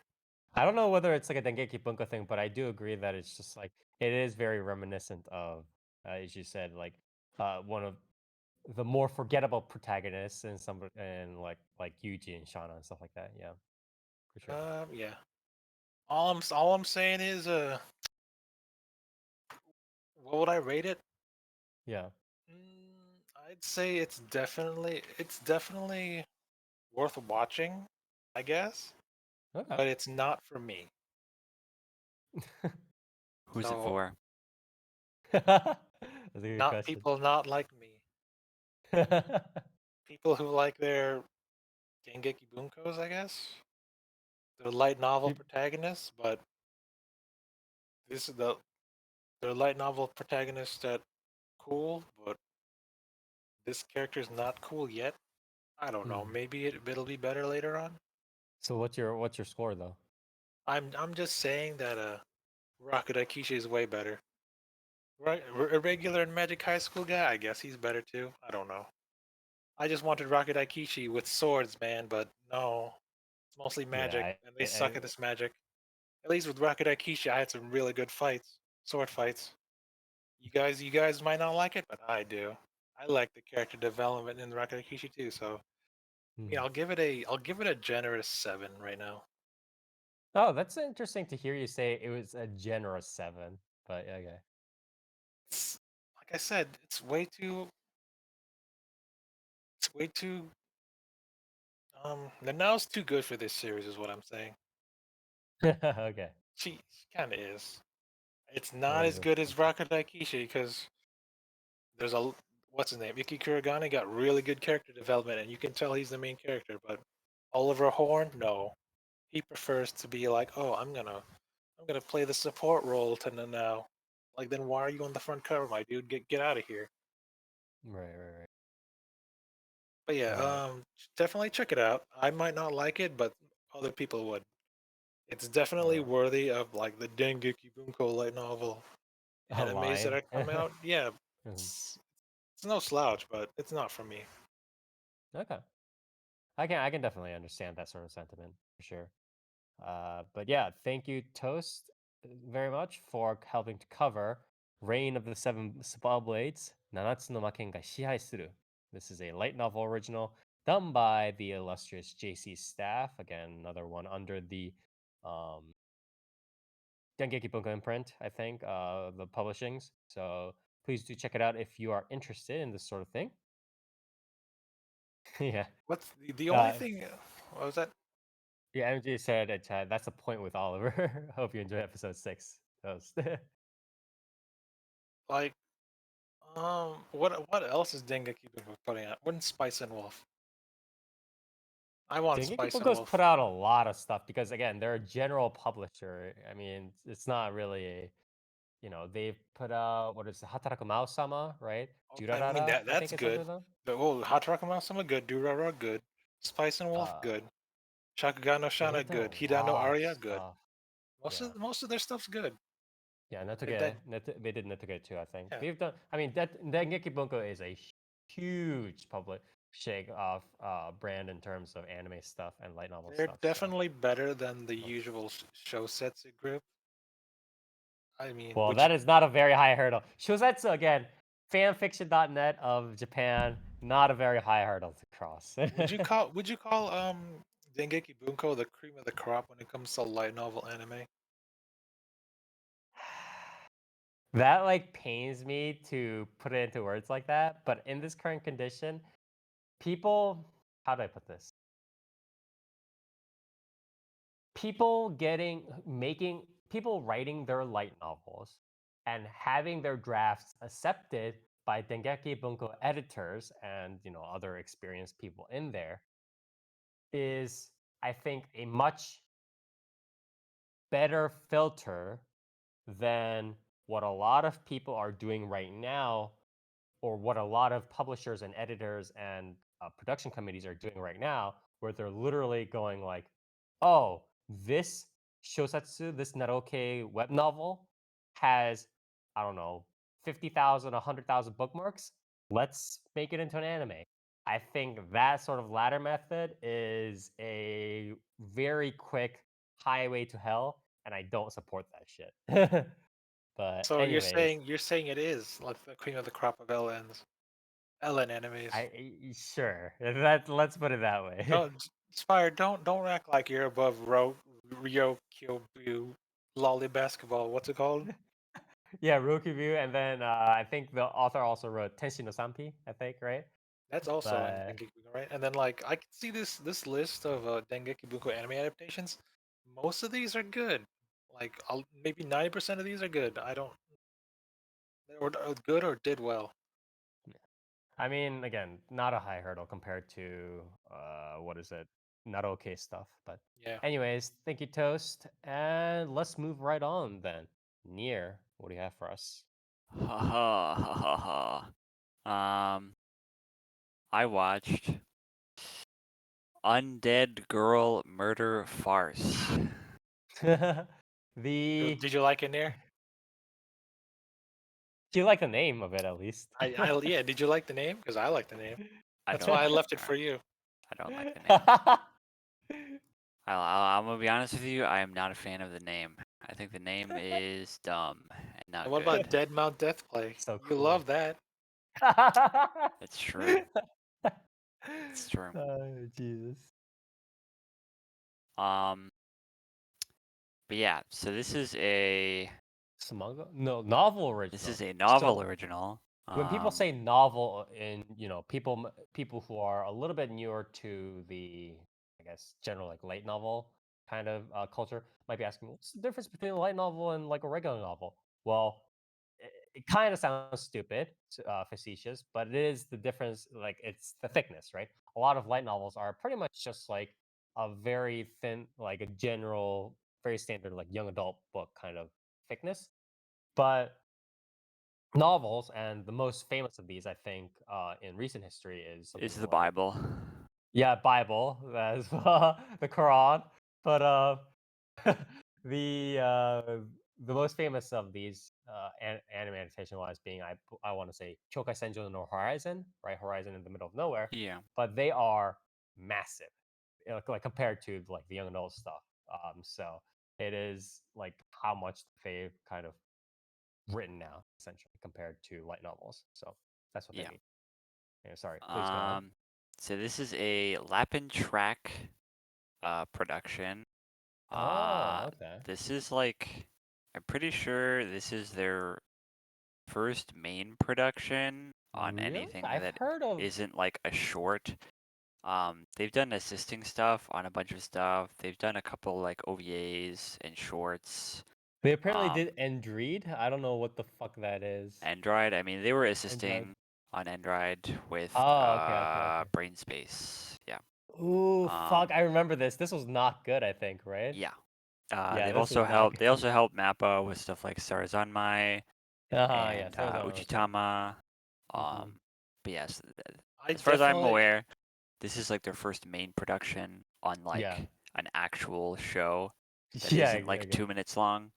Yeah. So funny you mentioned that, Nia, because I definitely got those types of vibes when I peeped this show.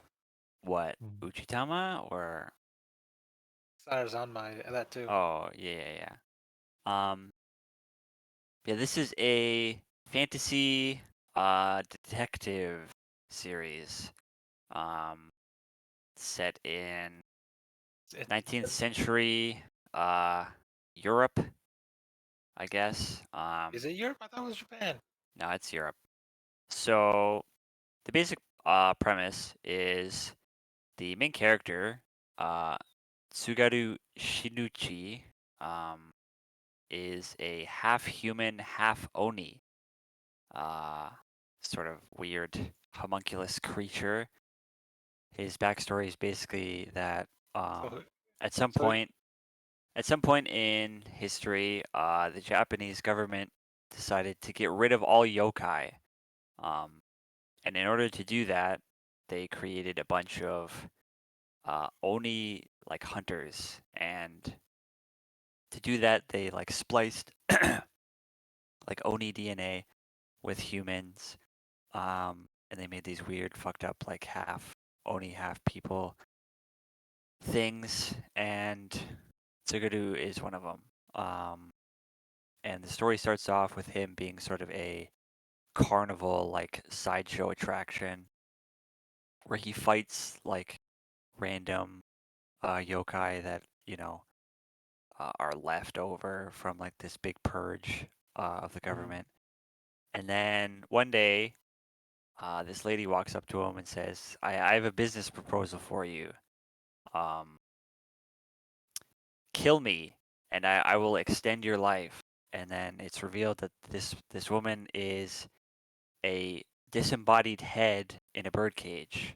She is what they refer to as the Immortal, which is some sort of super rare legendary yokai that can't die. And the only thing that can kill her is basically what Tsugaru is, which is like a half Oni, half human. Oh, okay.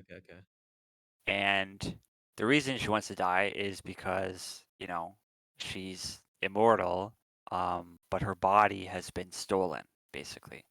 Her head got cut off and her body got stolen.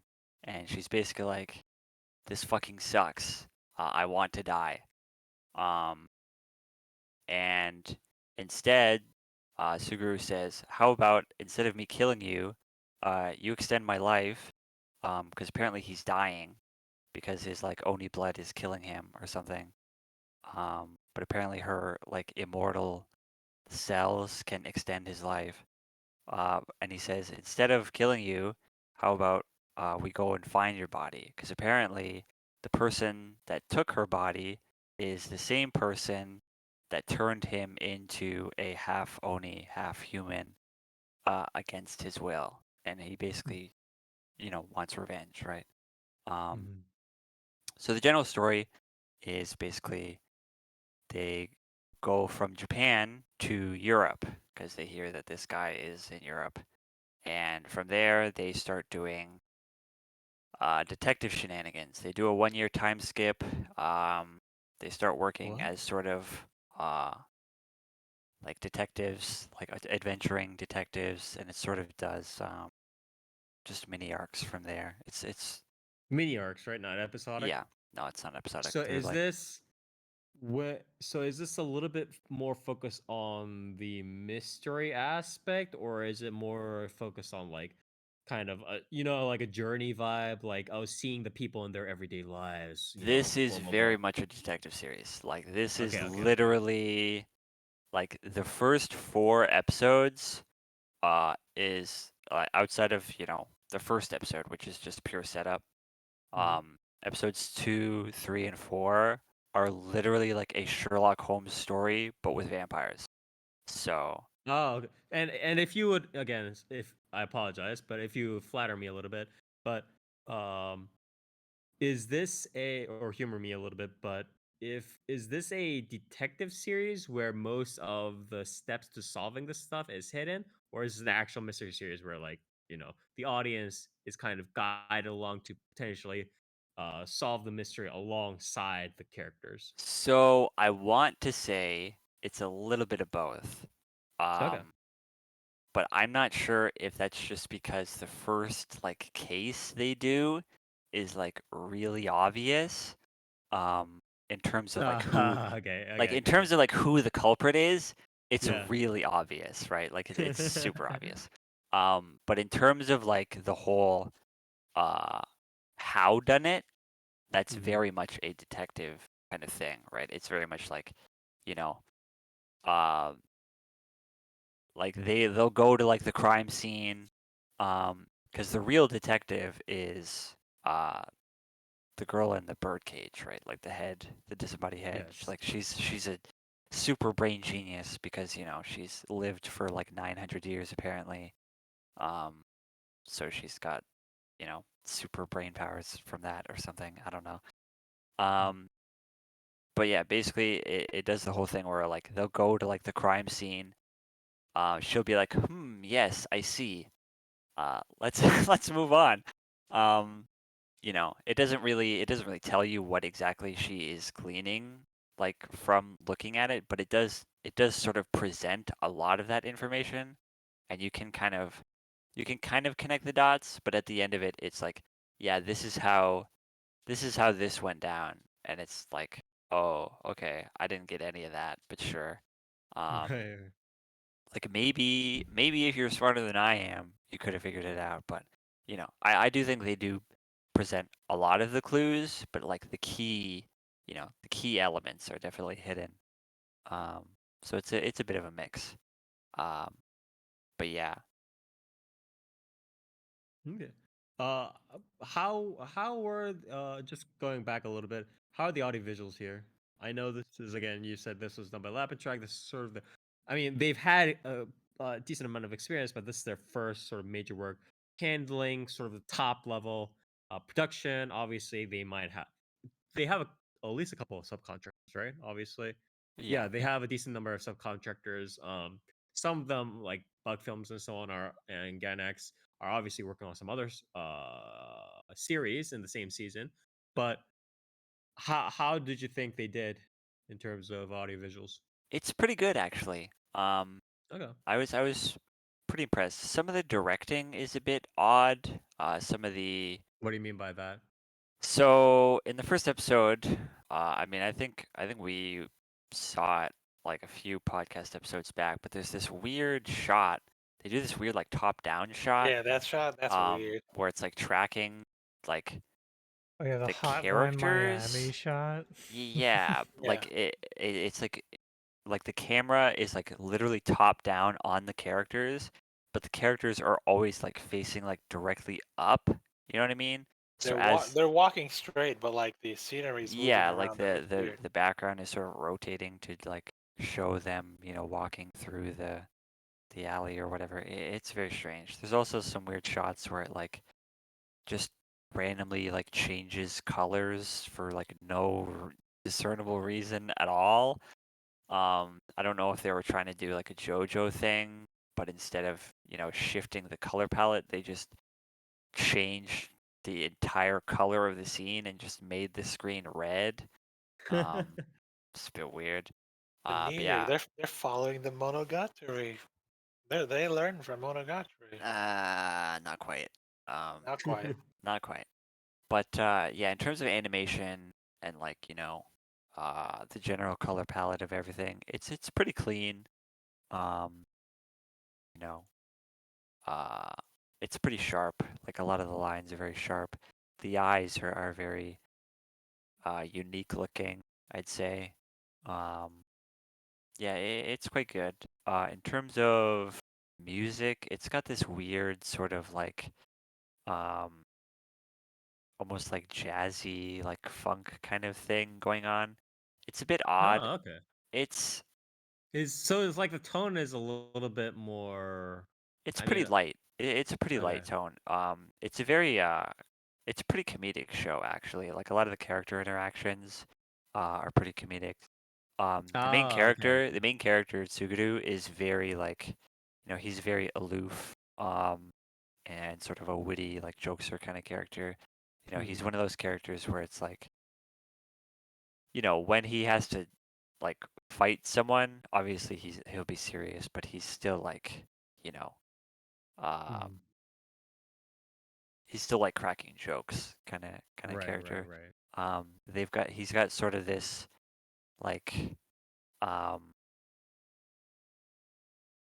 I don't really know how to describe it, but like there's this other character, the maid that follows the two around like all over the place. And they're like her and the main character are always sort of like clashing and like giving each other noogies and stuff like that. So it's very like it's almost like I guess like a comedic scene you'd expect to see in like a Hellsing or something like that, but it's got that tone sort of throughout it. Um, so yeah, it's pretty light. Um, but yeah, the voice acting is pretty good. The main character Tsuguru is done by um, what is this, Taku Yashiro, who has what has he done recently? I feel like he was kind of familiar sounding, but he's done a lot of like supporting roles, it seems. Mhm.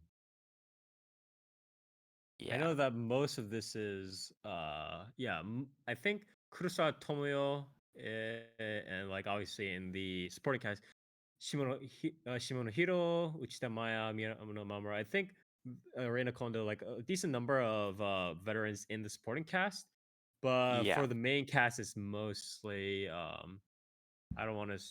Are they newcomers?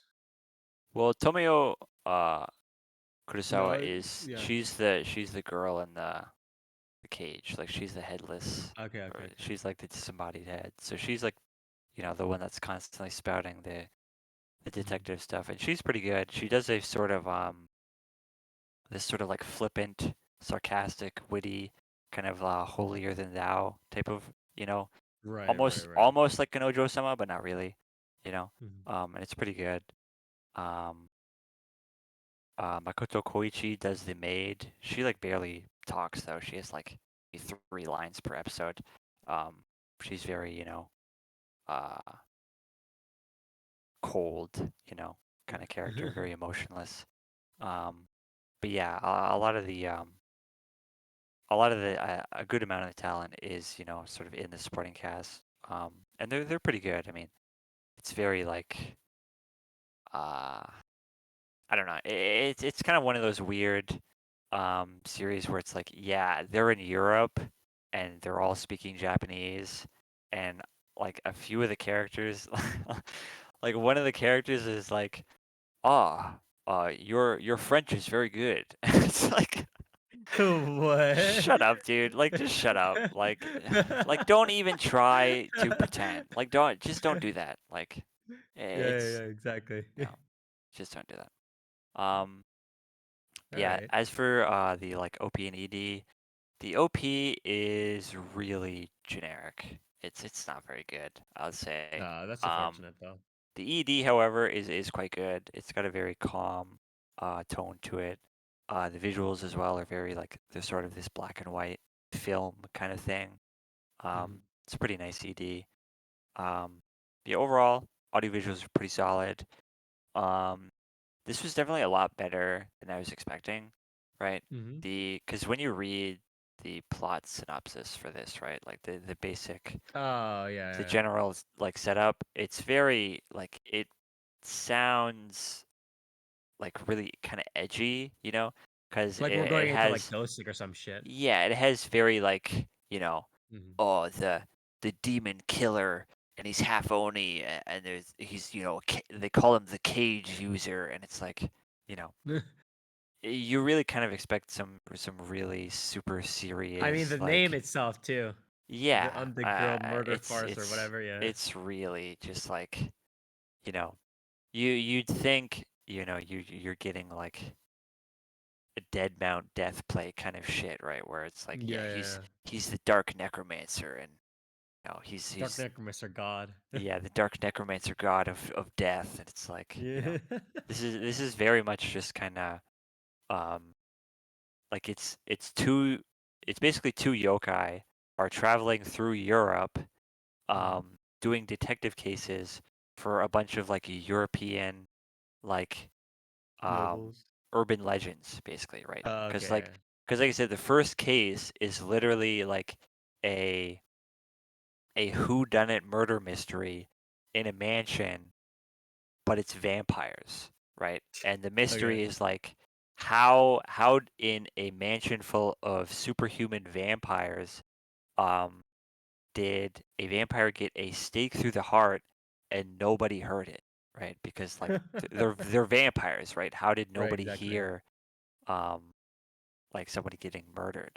Right. And the mystery is actually quite well done. It's very obvious that the author, you know, is either a huge fucking fan of Sherlock Holmes or, you know, just like murder mysteries in general. Right. Right. Because, you know, he hasn't shown up yet, but Sherlock Holmes is in this series. Apparently. What? They Wait, like the actual like Sherlock Holmes. yes, he is in this. Apparently he shows up. What? He is credited on Mal.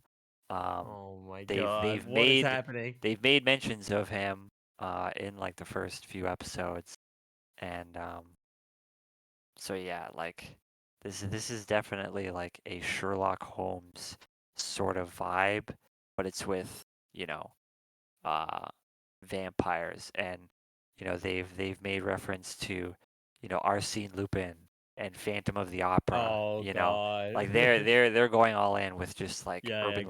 All the legends and, references. you Yeah. know, yeah, like just all over it, you know. It's very you know, anime set in, you know, 19th century Europe kind of thing. I'm Yeah. pretty sure Frankenstein's monster has shown up in like at the end of one of the episodes. So, you know, they're going all in. Yeah. But yeah, it's very light in tone. It's very fun. It's a lot Mhm. better than I was expecting it to be. The characters are very entertaining. The character interactions are pretty good. The mystery is like genuinely pretty gripping. At Mhm. least so far, right? Um, I would definitely recommend this. I think it's pretty good. Right. So yeah, Here, is that yeah. because you love Monogatari so much? I don't know what that has to do Is it with. because you love Dora Rodnir? I don't think Do you that's love Paranoia Agent Nier? I I mean, Paranoia Agent's pretty good. I don't like Paranoia Agent. Too much talking.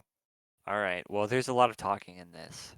It It's is a it is a lot. detective series, so I they did they like do a they do sit in a room and talk for quite a while. So I did like a Sakurako-san a lot though. That was fun. yeah, I Who feel won like in a this. fight? I feel like this has a little bit more detectiving going on, and Yeah. Why? less But and you don't less like? less dreamscaping bone zoning. You know. Hell yeah, Um, dude. so God, that I remember that fucking series. You just don't know what it Anyways, takes to be a good detective. yeah. yeah.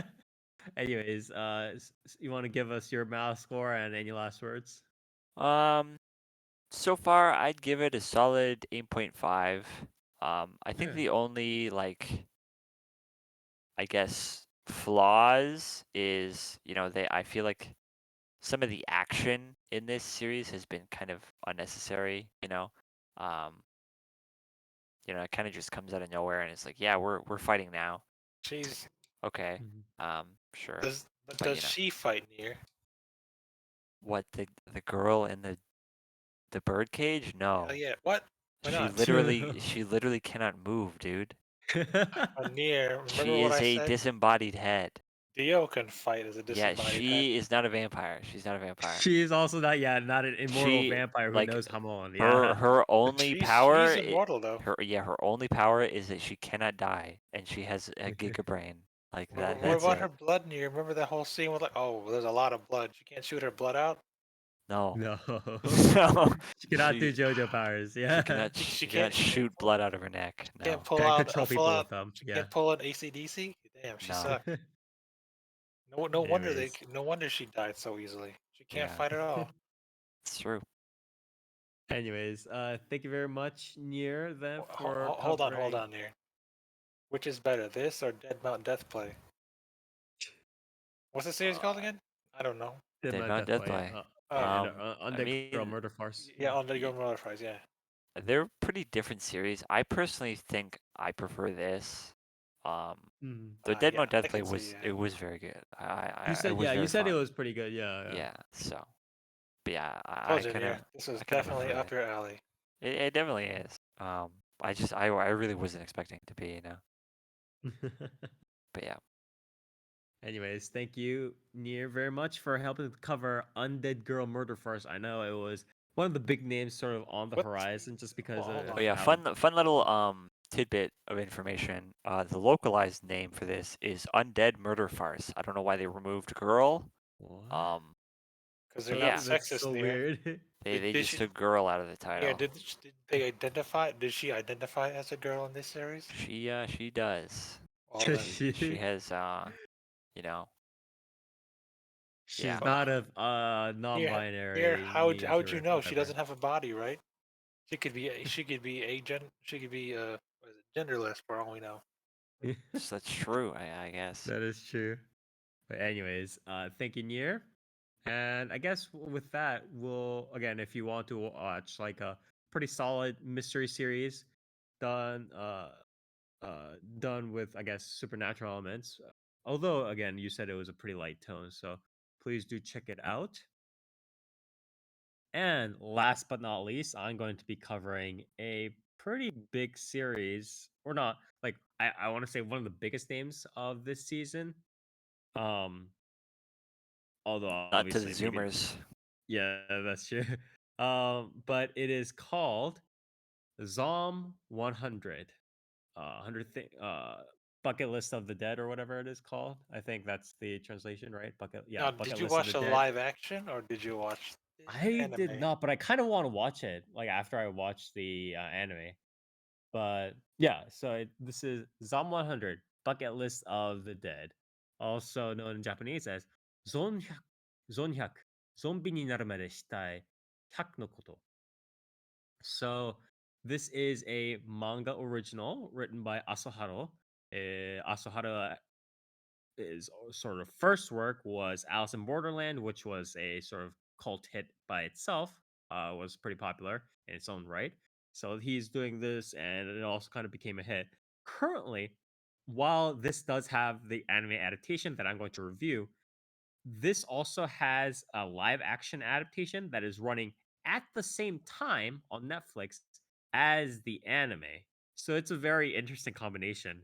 But yeah, both the live action and the anime are kind of running at the same time, or exactly at the same time, rather.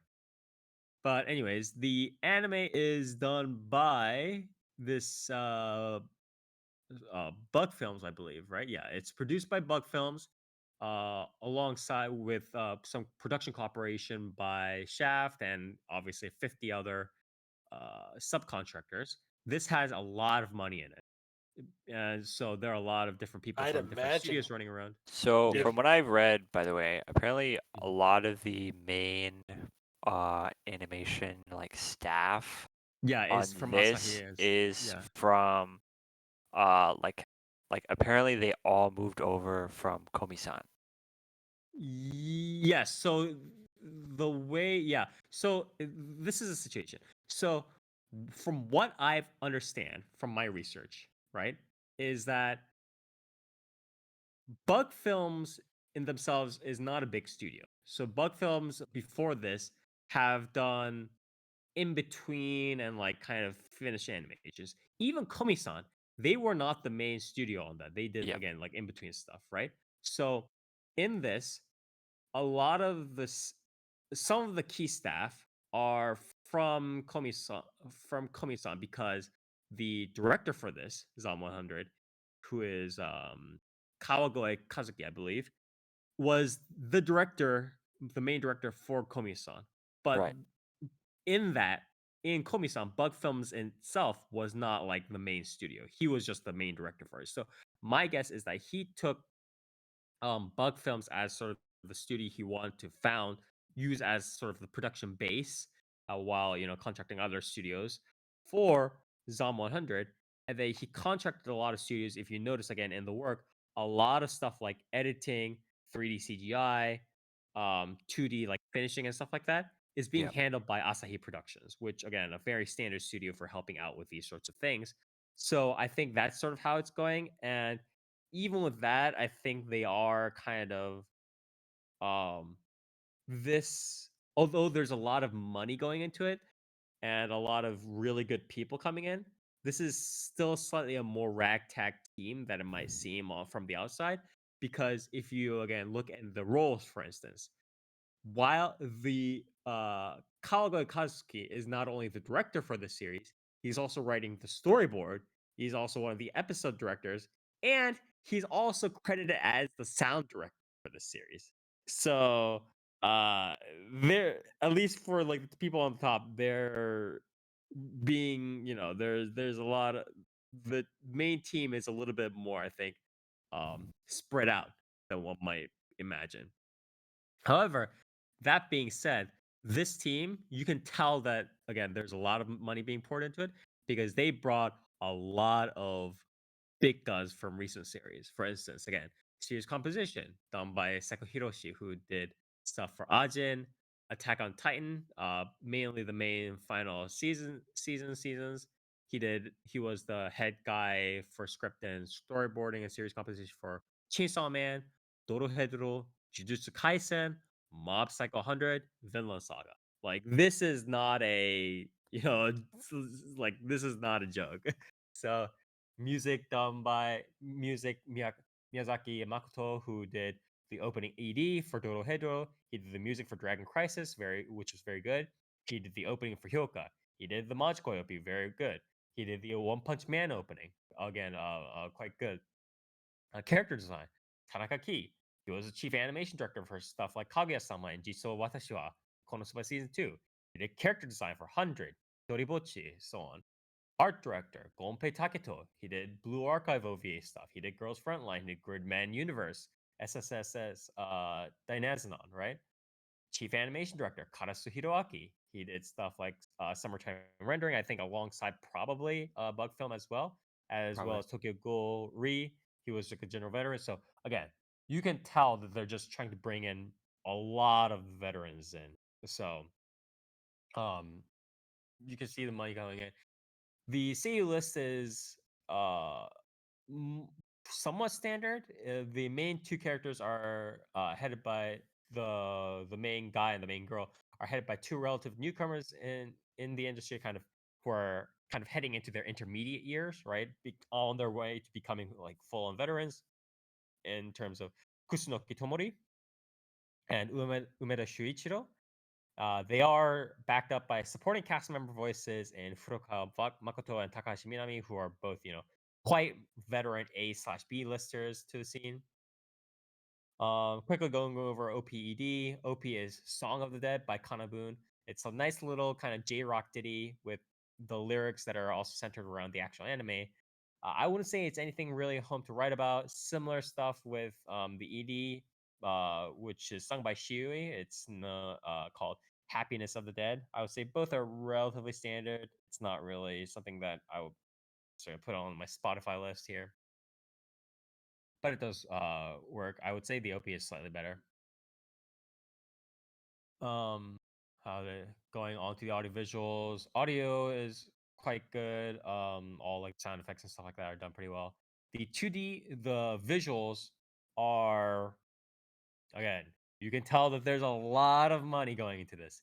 The 2D and the parts where the blending is like actually necessary, right? Like when the characters are concerned, when the characters are running or like trying to fight out of a hallway or like panning to an overall scene or whatever it is, right? Into like a fight scene or like running away from the zombies or whatever it is, right? The parts where the blending is necessary are very well done. The visuals are overall like consistently high quality, a lot of good frames, and it's not just like tearing, ripping, and just like mouth moving and stuff like that. Yeah, there's some And it's I've seen some really, really nice cuts from this show. yeah, Like, yeah, and it's like it's even stuff like the panning shots and like where it's going. It's just like the issue is like with those, usually it's like a lot of still scenes, right? Like a cut, like with somebody standing in the middle of a plane or something like that, Yeah. right? Stuff like a lot of, with something like Phase Zero or UBW scenes, right? Where it's like you have the fight scenes, but a lot of like panning shots are also often like people just kind of standing in the middle of somewhere, right? Yeah. You have a lot of most of these like panning shots and stuff like that are people moving. They are fucking like riding on bikes, running away from zombies, climbing down, stuff like that. And those are all like they maintain their high quality, which is pretty amazing for, what's going on, in the recent anime industry, right? These days. And it's quite hard to find faults with the given state of, the 2D, 3D technology right now. Obviously, most of the buildings and vehicles are still obviously 3D, but again, this like that's the limits of the technology we have right now, and less, oh, the studio fucking sucks or whatever, right? Um, so I think again, the fact that they keep they have a high quality of in terms of visuals and they maintain it is quite notch on the belt, I would say. So, and it doesn't decrease throughout the episodes as well. It's not just like the standard. Oh, I did one. Episode one is like really good, and then episode two and episode three and episode four is just like a bunch of talking mouths. Yeah. Oh yeah, Cecilia. Cecilia said this studio is going to be around for a while. Yeah, if they will probably make bank off Zom 100, especially considering that they are a smaller studio and not like hiring hundreds of people like constantly, right? But if they make bank with Zom 100, they're gonna be staying around. It's gonna be like a Wit Studio kind of thing. But yeah, they kept the quality consistent throughout the episodes. It's not just episode one being really good and then episode two, three, four being like all scratchy and like terrible blending and just moving mouse. It's consistently good, which is very, again, a surprise these days, right? So I also really one thing also really liked was that in episode one they had this thing where it's like the main guy is overworked and he's in this like black company or exploitative company, right? Exploitative company that works all of the workers to the bone, and he just wants to get out and stuff like that. And so when he's in that situation and he's just like, oh, this life is so bad, everything is grayscale. And then when the zombies come into the scene and the zombie apocalypse happens, the blood and stuff like that are in color. Like the blood splats are in color. Everything else is like all the other like regular stuff is still like grayscale. So I really like that aspect, that sort of kind of little thing, like like little trick to it, where it's just like he's almost viewing the zombies, he's almost viewing the blood splats and like gores happening as something to appreciate, right, over what regular life has become. Because in his view, everything else is grayscale. Everything else, he would rather see the zombies rip up stuff and just like be able to kind of roam and be free than live one more moment in his dreary, everyday office life, right? And again, in episode one, when he like realizes, oh, I'm free, then his world is like colored. I really like that sort of like little um kind of addition to the episode. So definitely very high points on the audio visuals, I think, overall. So just a quick summary again. The main guy, Tendo Akira is just he was initially eager. He was like, "Oh, I want to get into this production studio company. I'm gonna do all the things." And then he finds out he's in a black exploitative company. Um, he gets worked to the bone. He's super tired every day. He's dreary. He's like, "What am I working at this company for? Everything's gray." And then the zombie apocalypse occurs, and he realizes he's free. He can do, whatever he wants as long as he doesn't get eaten by the zombies, right? So then he goes out. He tries to do all the things he wants to do, and he sets out to fulfill and make a list of 100 things to do before he gets eaten by a zombie or he becomes a zombie, right? So the rest of the series is him meeting with sort of regular cast members, some of his friends, some acquaintances later down the road and stuff like that. While each episode is about kind of fulfilling one or a couple of things on his bucket list at a time, right? Or like one thing on his bucket list, couple of things bucket list at a time. So this pretty I would say the overall pacing and tone is a slower, lighthearted series. It definitely has a pretty strong core of comedy that it tries to emphasize a lot of the time, or emphasize constantly throughout the episode and throughout the series. And I would say the overall tone of it is pretty light, but it still kind of brings into the question the main themes. So it's like, what do you want to do in life, right? Like, why are you like working, or like if you're working at some place that you don't want to, or if you're doing something that you don't want to, why are you doing it? Like, what are you trying to chase in life, right? That's sort of the general theme of the series. Like, how are you going to spend your time on Earth, right? So I think it does that quite well. I didn't expect after Oshinoko to be able to find another series so quickly, right, this year that really helped capture sort of part of the mood of the times, right? Sort of help capture the zeitgeist. Um, and while Oshinoko really helps capture sort of the social media aspect of it, how people can be kind of casually cruel in both, stuff like the industries as well as online, I think, and like kind of hide, their real selves or whatever it is, right?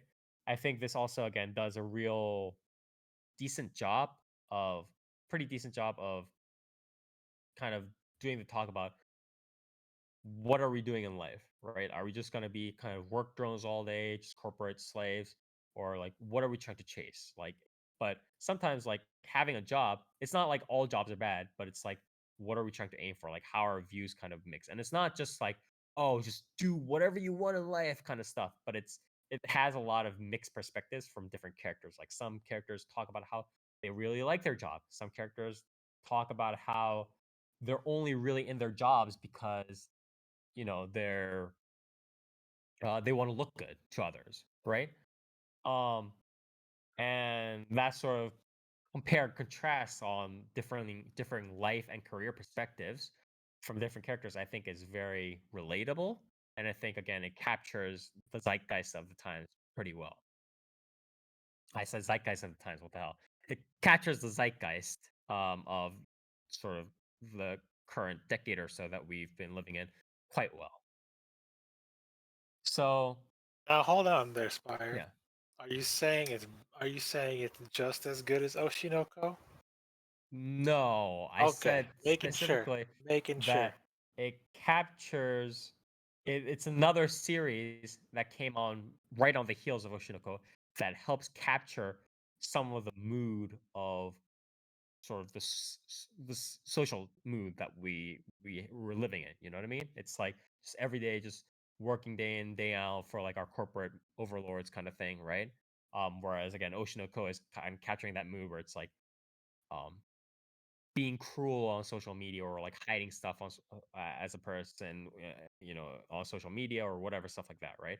So it captures different parts of the social societal issues that we're going through now.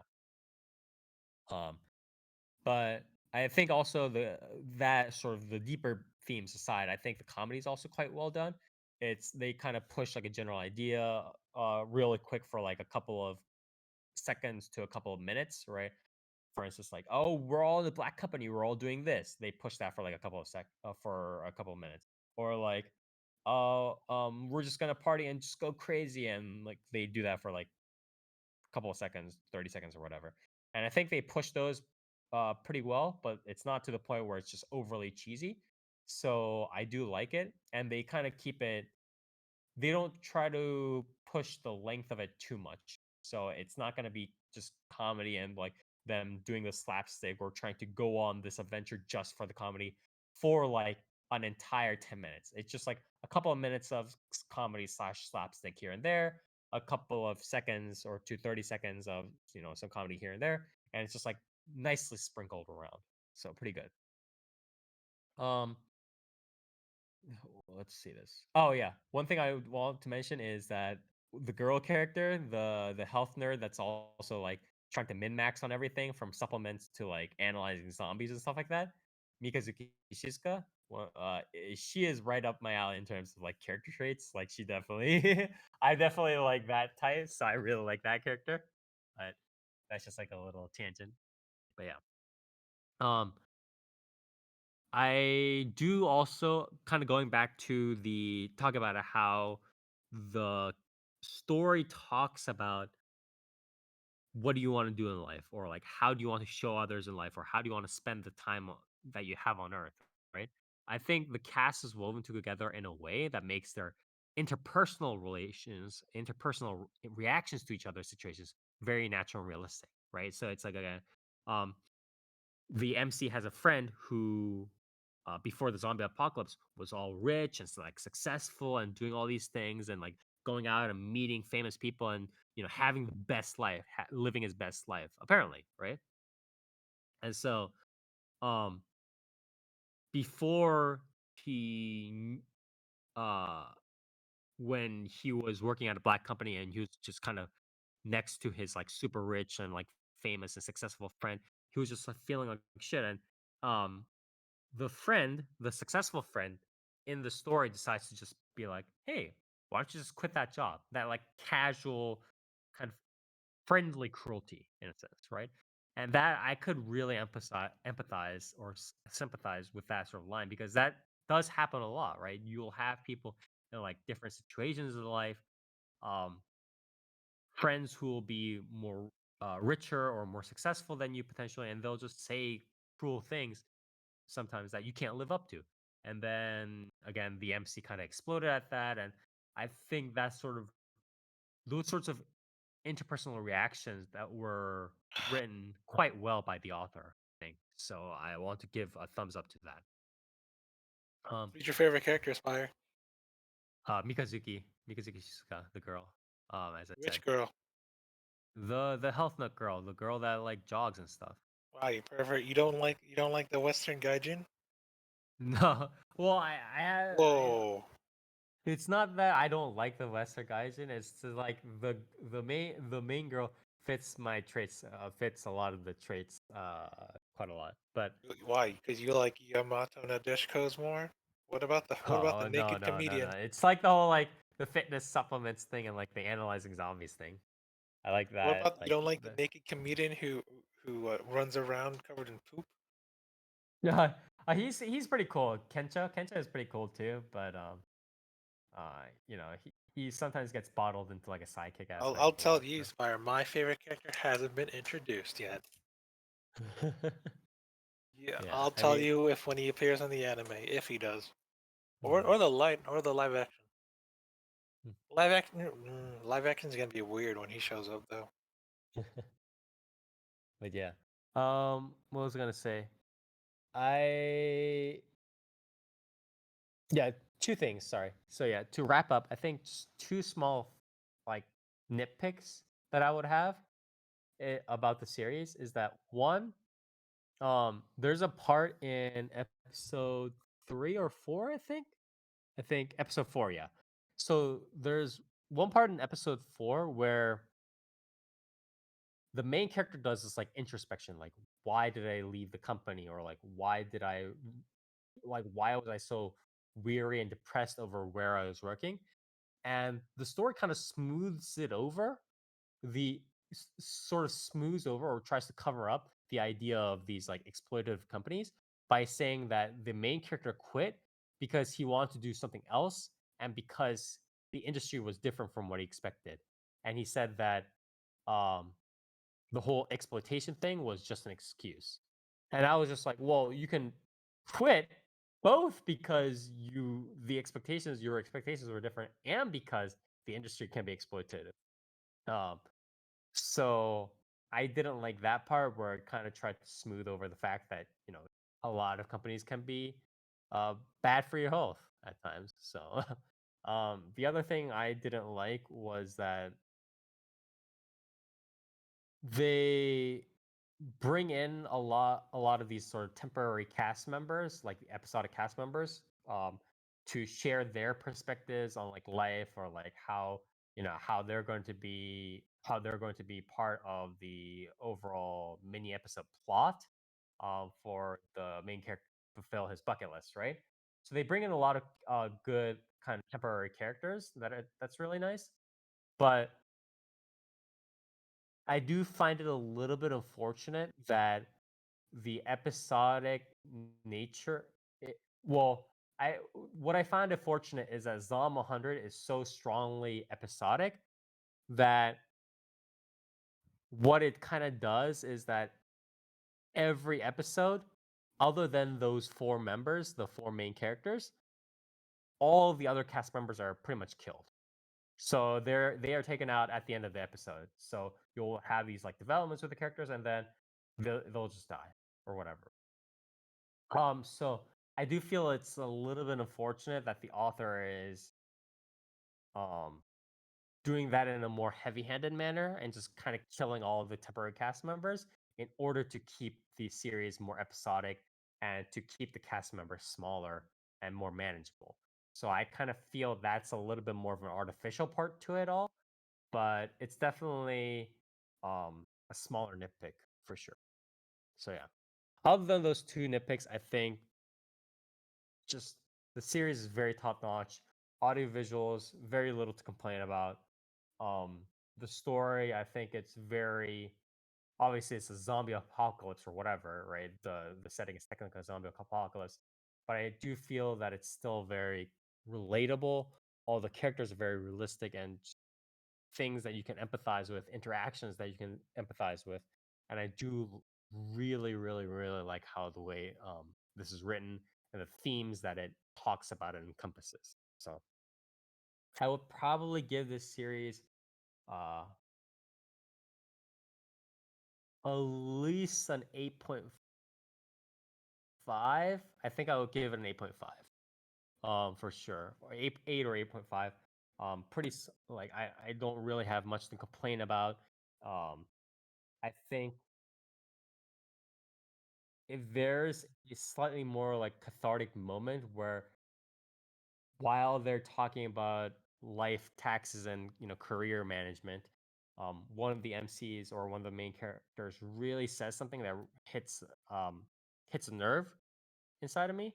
I think I could definitely give this series a 9 or maybe even higher. But I think right now, yeah, it's definitely at least an 8 or 8.5 for sure for me. So yeah, that was my review of Zom 100, also known as Zonhyaku. What is it? See, yeah, Zom 100 Bucket List of the Dead, also known You as. should watch them both simultaneously, Spire, to tell us which is Yeah, better I, in the I end. actually do want to watch the live action now.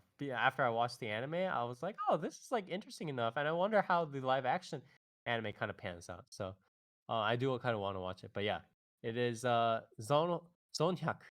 Zombie ni naru made ni shitai no koto. It is a manga original again by Asaharu. Asaharu, the author originally behind Alice in Borderland. So please do check out Zom 100 if you are interested in this sort of episodic comedy plus talk about life and life and objectives. So yeah, that was my review. And now that we're done with all of the reviews for today, let's quickly go over to the news here. Not much news here, just a couple of publisher kind of stuff and related stuff. One is a news article that I think people should be familiar with in this recent day and age. Tencent, so visual novel publisher Visual Arts announced on Thursday that it will become a subsidiary of Chinese conglomerate Tencent Holdings. Current company Baba Takahiro is retiring and becoming an advisor to the company. The new company president will be Tenkumo Genki, also known as Okano Toya. So Baba also explained in the blog post that the company had its biggest earnings in its 33-year history in June, thanks to the hard work of the staff and performance of the Heaven Burns Red smartphone. So yeah, Heaven Burns Red is quite popular right now, and my guess is that Visual Arts will probably go more towards mobile games in the future as well, obviously spurred on by the success of Heaven Burns Red. Yeah. So He explained that as to why he's retiring, while he is currently very healthy, he is now 63 years old. Since the company has no successor, if something happened to him, the company would have no choice but to close because the company is a joint stock company, but the Baba family owns 100% of those stocks as a private enterprise. So, yeah. I think, yeah, I don't know what'll happen after the Tencent acquisition. My guess, again, is they'll start focusing a lot on like weird Chinese collaborations to create like mobile game stuff. Is my best bet. Um, they'll Maybe. I probably mean, I don't shot. think it'll change that much because Tencent does a lot of these like weird acquisition stuff, and then Yeah, they don't yeah, that's really. also true too. They kind of just want their finger in the pie, right? Yeah. Though I mean, I guess Visual Arts isn't really a studio that's that much bank, so I do Mhm. imagine they like, if anything, they will shift focus to, either pushing more content out for the mobile side or just making another mobile game or something. Yeah. Or maybe they'll kind of just they might use like the extra money to just kind of go for the easy low hanging fruits with like remakes on stuff. You know what I mean? Or Yeah, like probably. addendums on like Clannad or whatever it is, right? That's like the easiest way to probably make money for them, but we'll see.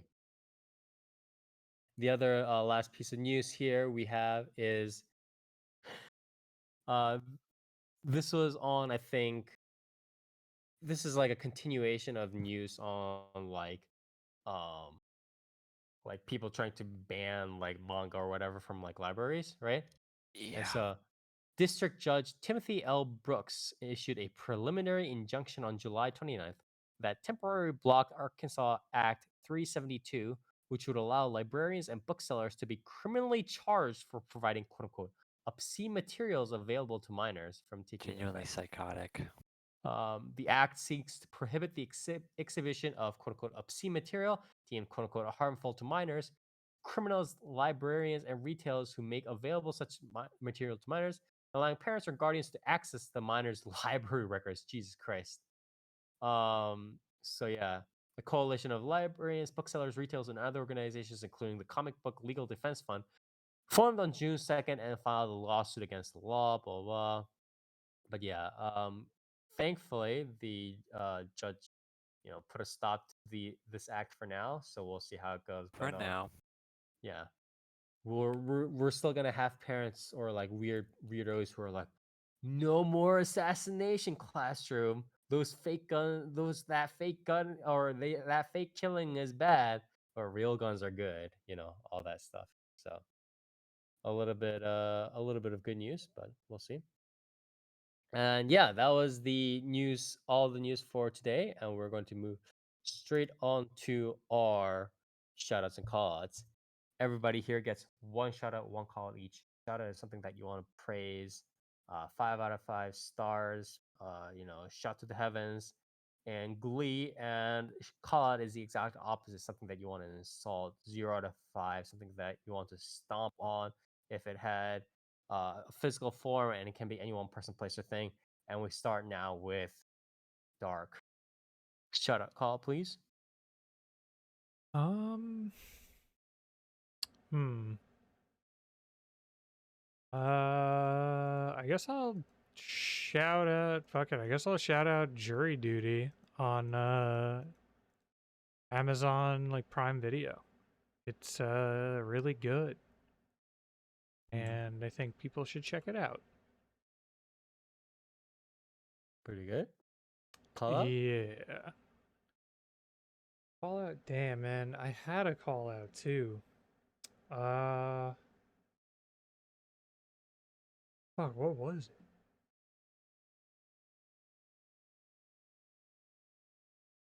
Damn, yeah, I'm like drawing a blank right now too. From my call out was. You want us to skip you for now, or what? Yeah. How do you Okay. feel, We'll go Spire, with how, or Dark? How do you feel about world politics right now? that. Yeah, I mean, I could. Yeah, Current I mean, I events. could call that out. Fuck, you know what? I guess I'll call out Guess I'll call it that Rail and Mori collab. Yeah, I don't know. I've never been crazy over Rails like what do you want to call it? Rails like rapping. Rap. Yeah, there you go. Her Yeah. rapping very much, and then like throwing her and Mori on the track at the same time is just like a fucking affront to rap, really. So. Oh yeah, name But yeah, 5 other rap than songs that are that, better. fucking what? Like, oh, wait, just in general? In general. Oh, bro, it's fucking 1 a.m. Like, literally, think of a rap song. Does the thong song count as a rap? It's still honestly better than any quote unquote like tongue in cheek song that Mori has made. So, yeah, you know. What's your favorite Mori Calliope song, Dark? I don't have a favorite one, dude. I don't like any of them. Not Like, even her debut song? no, I genuinely think her debut song is one of the worst, actually. Like, or actually, no. I mean, I can't even say one of the worst. Like, I think it's equally as bad. Like, I genuinely think her. Don't you not like that one with the brain rot? Was it brain rot? I don't remember the name of that song. I mean, that one's probably her worst. Actually, that one's actually probably the worst one. Internet Brain Rot is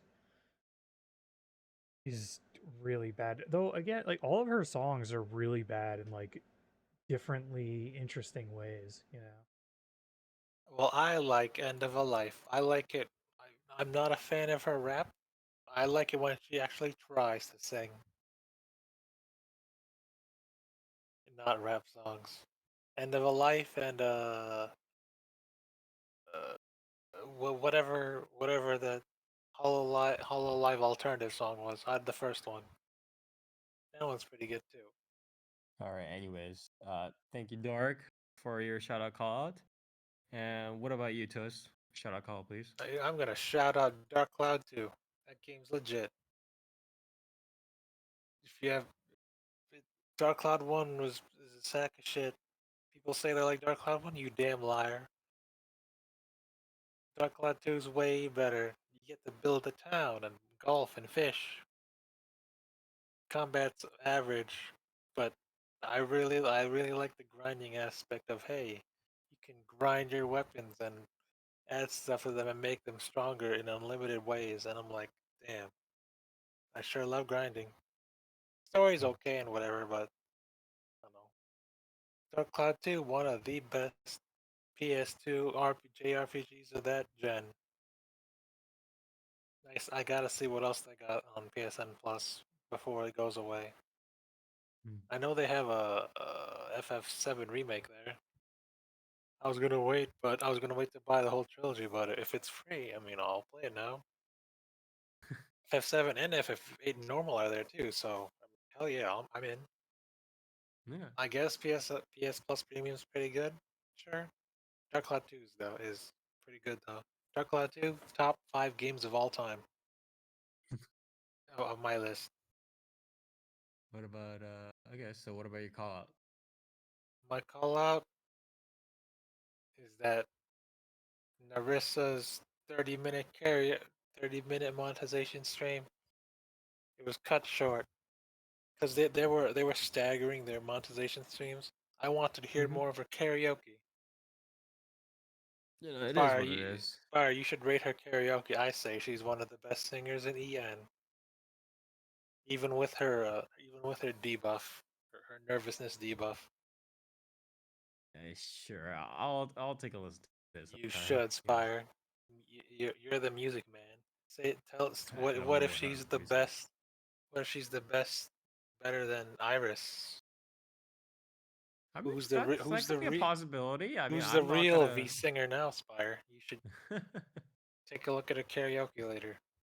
I linked it. I'm just not up to, the only thing I've ever really been against is VTuber fans calling people divas when, they're just kind of regular Who's streamer a real singers. diva then? Would you call Suisse a diva?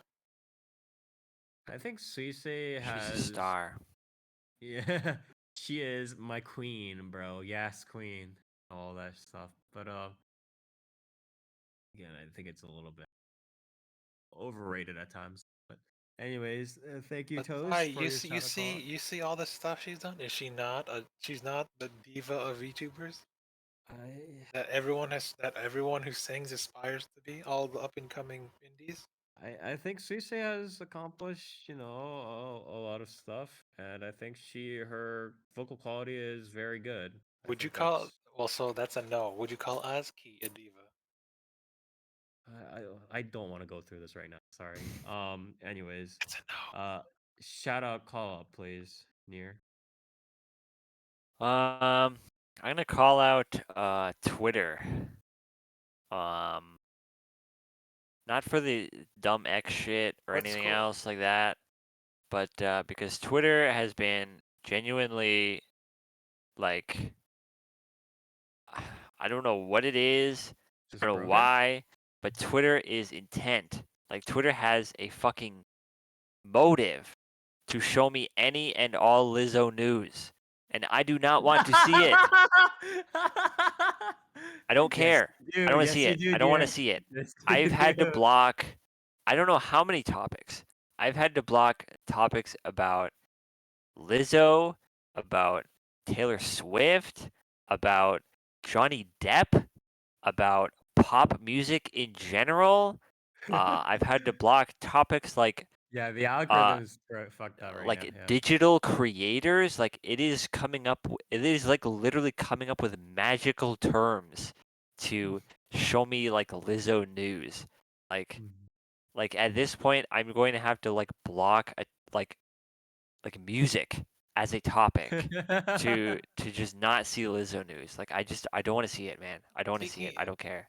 Speaking of blocking, Near, how's the news ban coming along? Huh? There's a news ban in Canada. I don't know what you're talking.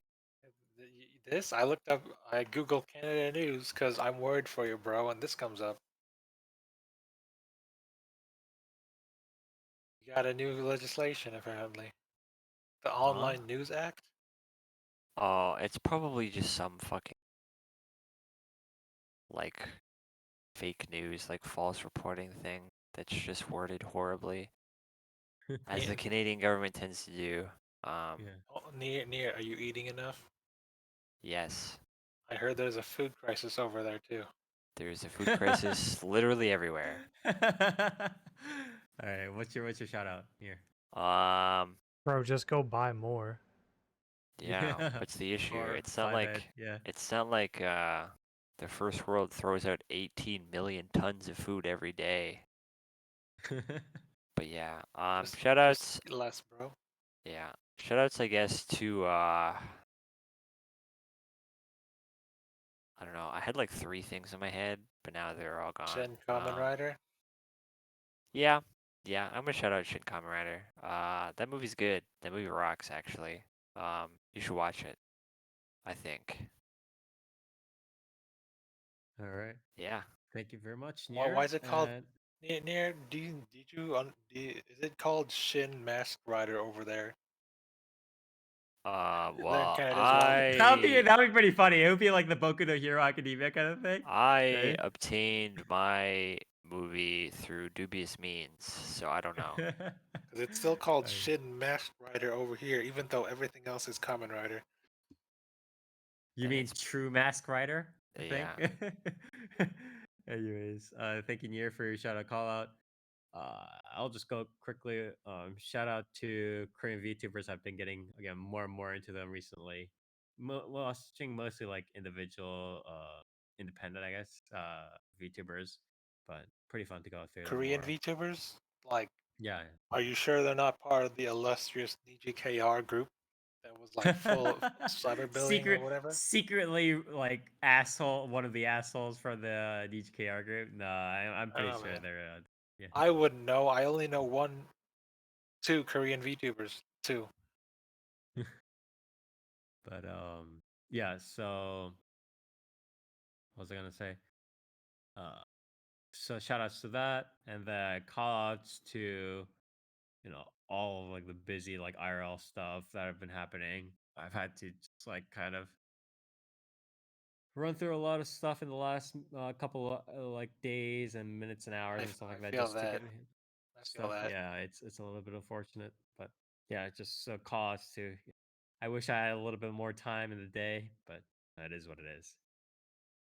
Anyways, that should be it. Thank you everybody for helping come watch this episode of 4Player Animecast again, episode 228.